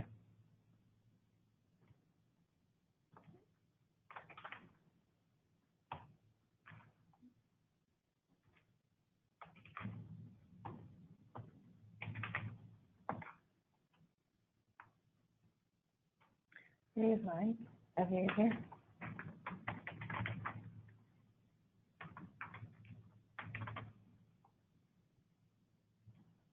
There we go. So this will take you into their main menu. Here's what you can update your username and profile here, your password information, your organization details. But when you want to actually start a new application, you're going to go ahead and click on Start New Application. You're going to have these system disclosures. You have to check these boxes before you can continue. It's basically letting you know that you're going to use a web browser, Internet Explorer 6.0 or greater. What this is because of limited state resources, the system has been tested on Internet Explorer. You can use Firefox, Chrome, Edge, some of these other operating systems, and they've worked just fine. This, obviously, with a lot of Mac users, this comes up. We haven't had any issues, but if you are having issues, that's one of the first things the water board is going to ask you if you're using a PC and Internet Explorer. So again, you want to delete all your pop-up blockers and your cookies and everything else and save your work often. So that's just kind of a system disclosure.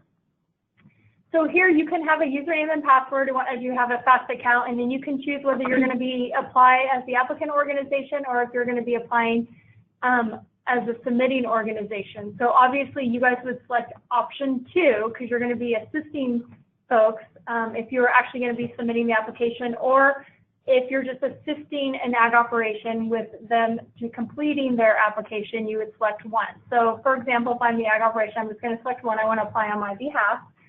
So then I have to select which program I'm going to apply for. And this is the 2017 Healthy Soils Program Incentives Program. And this, again, is just a friendly reminder of the due date, September 19th at 5 p.m. Again, no late submissions will be accepted. It will lock you guys out. It will also lock us out. So it's very important that you get the applications in before the deadline. So this is, again, just a brief description about the program. It's just reminding you one more time to ensure that this is the program that you want to apply for. Then you're going to go ahead and click continue to the application. So at the very top of the left-hand corner, you'll see a proposal identification number. It's a 5-digit number. This will be on, this is system generated that the FAST system generates for every application. So it's kind of a unique identifier. You'll see on a lot of the attachments that are required, we do ask for this, the FAST PIN number, so pay close attention to this. This is a unique number for every application submitted in the FAST system. If you are having difficulty with the system, or even when you email questions to CDFA, if you have a PIN number, it's very helpful for us in assisting you to find your application, because there's going to be multiple applications, and as you can see, there's multiple RFPs that the FAST system is hosting. So it's very important to keep that proposal identification number. So FAST is broken up into tabs. There's different formats. It's tabs, and then it's question and answer format, and then attachments. So these are all the tabs that we're going to go through. In the general information tab, this is where the information you put in at the login information to create your account will automatically appear. Again, yours is going to be a little more detailed in spelling the applicant organization out. It's very important. Whoever is listed as the applicant organization is who CDFA would enter into the grant agreement with. So please make sure we're listing the right ag operations name there, as it would appear on the grant agreement. Project title, we just want a description of your title of your project here. It can be very brief. Your project description, it won't let you move on until you do type at least a project provided title and a description. Note, as I went ahead and typed in here, there are character limits for each section. There was a 1,000 character maximum here. As I typed in here, it did count down. Again, these are character limits, not word limits. So if you're going to work on this system, work on the application outside of the system, based on the FAST preview that you can download from the website, feel free to do so. We just ask that you go ahead and not use any bold, italicized, underline, because all of that will count against your character limitations. And again, we are required to post a summary and a list of all applications that are submitted through the Greenhouse Gas Reduction Fund program. So the applicant organization, project title, description, and that type of information will be posted to our website. So please keep that in mind, that this is should be written for dissemination to the public. Project location, this is latitude and longitude. This is part of the FAST system. It doesn't necessarily apply to our program. If you have the information and you want to put it in, feel free. It's not a requirement. You can just go down here and select statewide. Then you're going to hit next. So now you're on the project budget tab. So here's where we talked about we need to know the amount of grant funds that you're requesting from the Healthy Soils Incentive Program. So the maximum grant duration, the maximum grant amount is $50,000. So we're going to go ahead and apply for that there. And then if you have any matching funds, so year 3 cost match is a requirement of this program, but if you have additional matching funds in projects year 1 and 2, we want you to put a total of all your matching funds there. Unfortunately, this does not total for you, so you'll have to do it, but we're going to go ahead and then add them together. So your total project cost, your total budget is $70,000, but you're only allowed to request up to $50,000. Again, this is the project budget tab. The amount listed on this tab should match the amount that's going to be listed on your budget worksheet that you complete. However, if there are any discrepancies, CDFA will go off the budget worksheet because that's where the detail is listed. So please keep that in mind when you're filling out this application. Again, your applicant federal tax ID number does carry over. If you didn't input it the first time there, you do have an opportunity to go ahead and list it here. So here you can either save work in progress or hit next.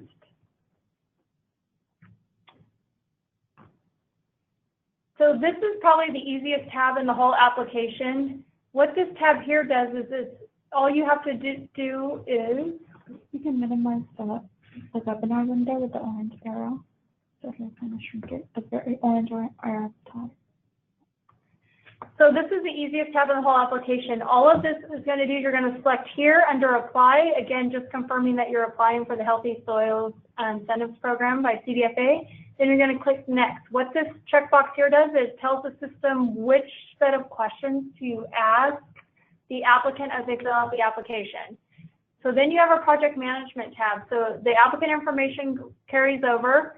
There's a person submitting for the applicant. Again, if you were submitting on behalf of the applicant, your information would appear here as well.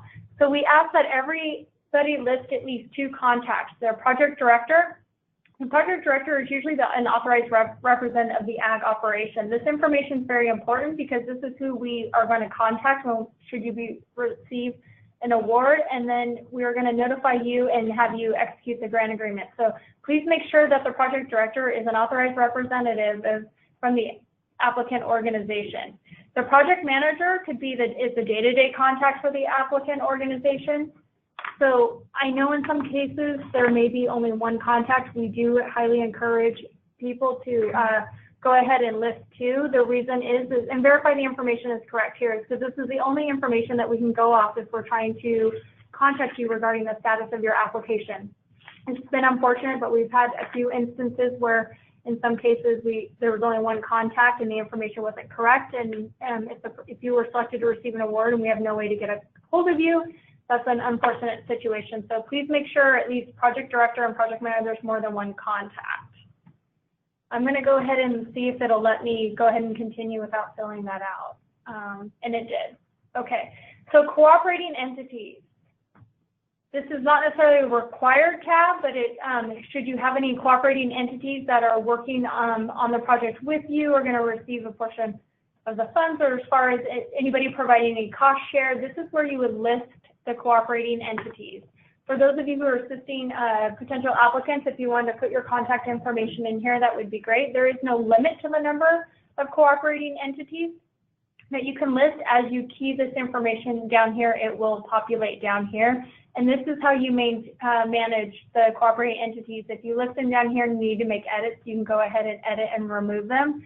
So one thing I do ask is for those who are going to list cooperating entities, at least make sure you put the person's name, first and last name, and their information, their email address, but make sure you're letting them know you are listing them on the application.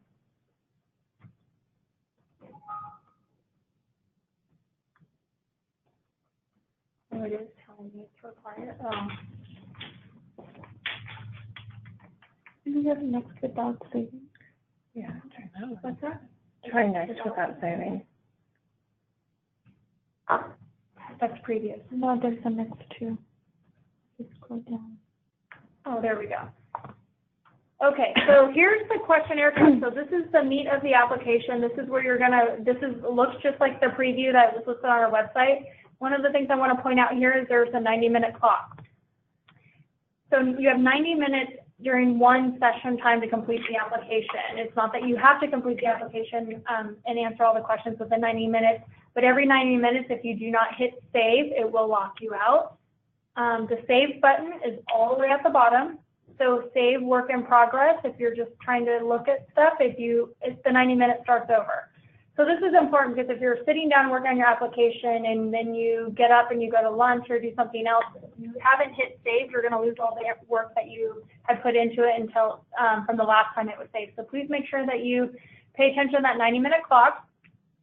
Again, you don't have to do it all at once, but if you're working in a separate document outside of the FAST system and you're copying pasting stuff over, that's fine too. Just pay attention to the 90-minute clock.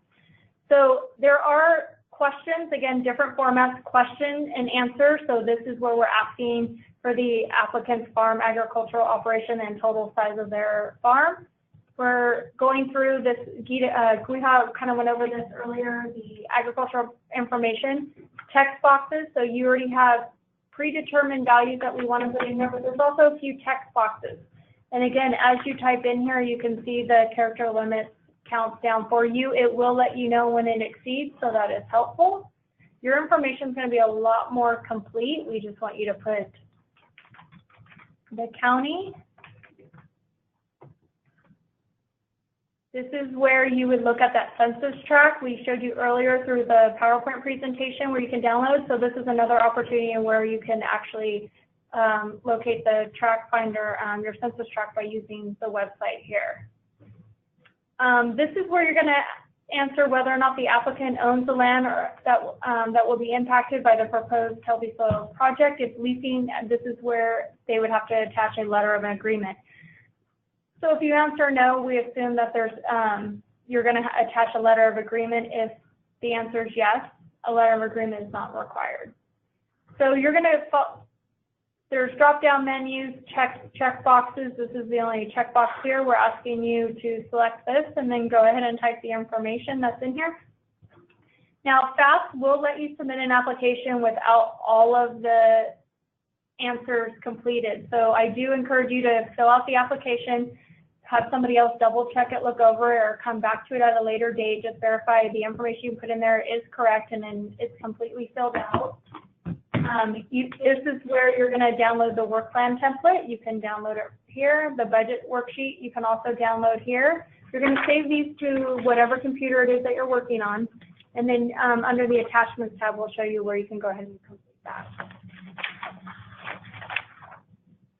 So there's a friendly reminder here. So we've completed the general information and stuff up there that most applicants are able to complete. But before getting into the greenhouse gas emission reduction benefits question, what we're telling, this is a reminder that you must complete the California Air Resource Board GHG calculator tool because you're going to, the inputs into that tool are going to be carried over into this application. So before proceeding with this, we suggest that you complete the tool, get your documents together, and then to assist you with completing this section. So this is the end of the actual application questionnaire. So then what you do is you go over, there's an attachment tab. All those, the work plan, the budget, and the GHG information that you went ahead and completed, here's where you would go ahead and list the attached. Here's a list of all of the attachments that you can possibly upload to the FAST application. Again, there's only, not all of them are required. Some of them are. So for example, the budget worksheet, the project design, the GHG emission reports, these are all required attachments, and the work plan. So what happens, make sure you're using that application checklist that was showed to you earlier. So FAST will not let you submit the application with at least the number of required attachments submitted in the application. So for example, I'm going to upload the budget worksheet. The attachment title, we've already pre-populated that for you. We do ask that, I mean, you do have the ability to change it, but please refrain from changing it. It will help with the review of your application, so we know that it's the budget worksheet. When you start changing the name, it makes it a lot harder for us to identify what the attachment is going to be. So this is where you have saved, you completed the budget worksheet and all of the required attachments. You would just go back to your computer, wherever you saved it, and it doesn't look like I have any files. One of the things I want to point out, so I'm going to go ahead and just click on, this is, you'll see this is a PDF document, and I'm going to go ahead and upload it. As you notice, this is not a budget worksheet, so again, it will let me attach this to the application, even though it's not the required attachment. So, and all of the attachments, once uploaded, appear down here. So you can delete this, you can remove it, you can still verify. So once you've selected the attachment that's completed to attach, I do encourage you to double check and make sure it's the right attachment, especially if you're working on an application and you've had multiple budget worksheets, you've gone back and made edits to one, you've revised them. We want to make sure you're uploading the correct version. So you're going to do that with at least all of the 5 required attachments, the work plan, the budget, the GHG. Once you've uploaded all of them, I'm going to go ahead and do preview submit. So this is going to be a preview. This is where I recommend having a third party review, your neighbor, a friend, or somebody else look at this to make sure the information in here is all complete. There's an answer for every set of questions. If it's not applicable, feel free to put not applicable in some of the sections, but at least lets us know that you've actually completed the application. So hopefully your application will be a lot more completed. Once you've done the preview submit button and you look at it, it looks like everything is good to go. this is where you do the application completeness check. Obviously, my application is not complete. It's going to let me know here that one or more of the required attachments are not uploaded. And again, these are required, so therefore it's not letting me go ahead and submit the application. But it will let you know. Now, if you've uploaded attachments titled work plan, Year 3 cost sharing, project design, and GHG emissions, even though they weren't the right attachments, it's not, if you notice the budget worksheet is not listed on here. So just again, make sure it's the correct attachment. And the DUNS number, project needs to enter a DUNS number. That's weird. You shouldn't have the DUNS number. I will have to check with the FAST folks on that. If one is required without letting you move on, just put 99999. But I will check with them on that to see why it's not letting me check that. So if you would have submitted an application and it's complete, you've uploaded everything, what you're going to do then is going to, you can submit the application. You will then get a confirmation number or an email. It does happen usually within a few minutes, and it'll let you know that the application has been submitted. Do you guys have any questions at this point? For the questions, okay. The webinar, orange arrow, that's where the questions will come. On the right corner, that's true. So go to webinar stuff. Oh. Click on that orange arrow again, it'll maximize the, and then we can pop out the question window. If you click that little square with the arrow on it on the right. I can even see it. Yeah, that. There we go. Oh. I can barely see it from here. So we should kind of where to go down. And it definitely answers a lot of these questions. Let's go down.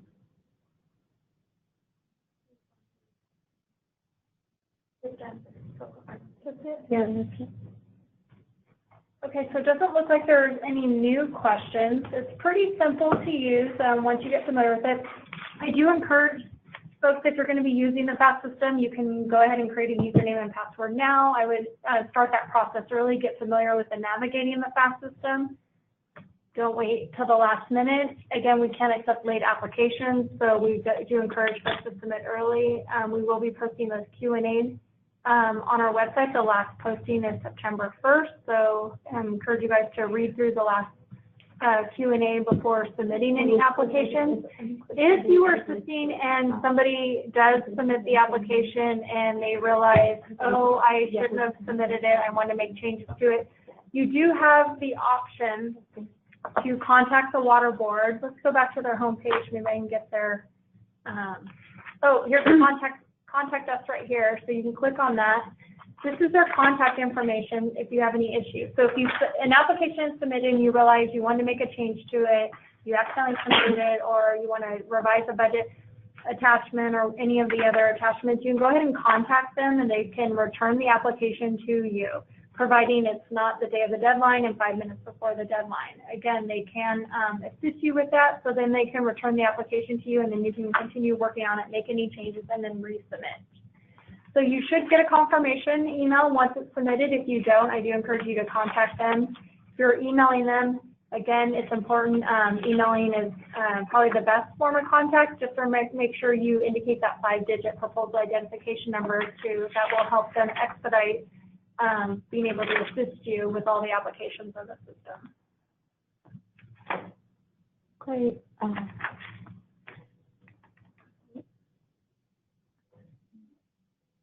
So at this time, we do not have questions on FAST, and we've also kind of run over time. So we are going to close this webinar. Before we close, just very quickly, please send us the contact information, name, address, and phone number of the person in your organization whose name should be on the grant agreement or on the contract. We need that information as soon as possible. Second reminder, for those of you who have not provided us workshop locations, please do that as soon as possible, no later than August 16th, Wednesday, because we really need to update that website. And now that the process has started, folks really need to know where to go to attend workshops in their areas. So please send us that information as soon as you can. And then we will be in touch regarding putting these grant agreements together for you all to receive the funds to do these workshops. So we will be in touch. So, and that's why we need your organization's person who needs to be listed on that contract. So please send us that quickly. And also we will send you all the application materials this afternoon before the end of the day. For the promotional material that was requested, we might not have it ready by today because we have to prepare one, but we will try to send that to you as soon as we can. There's one more question. Can an RCD submit application on behalf of multiple applicants? Yes, you can, but make sure to put your name in the right place and fast that Crystal showed you as the submitting organization. And the applicant organization should be the actual applicant who will get into the grant agreement with CDFA and receive the funds. So with that, we're going to close out right now. Thank you so much for attending. We really appreciate all your help, and thank you for taking the time to listen to a lot of material that we shared today. And again, we also have a recording of this webinar, so we'll tell you where and how to find it and be available to look back as a resource. So thank you.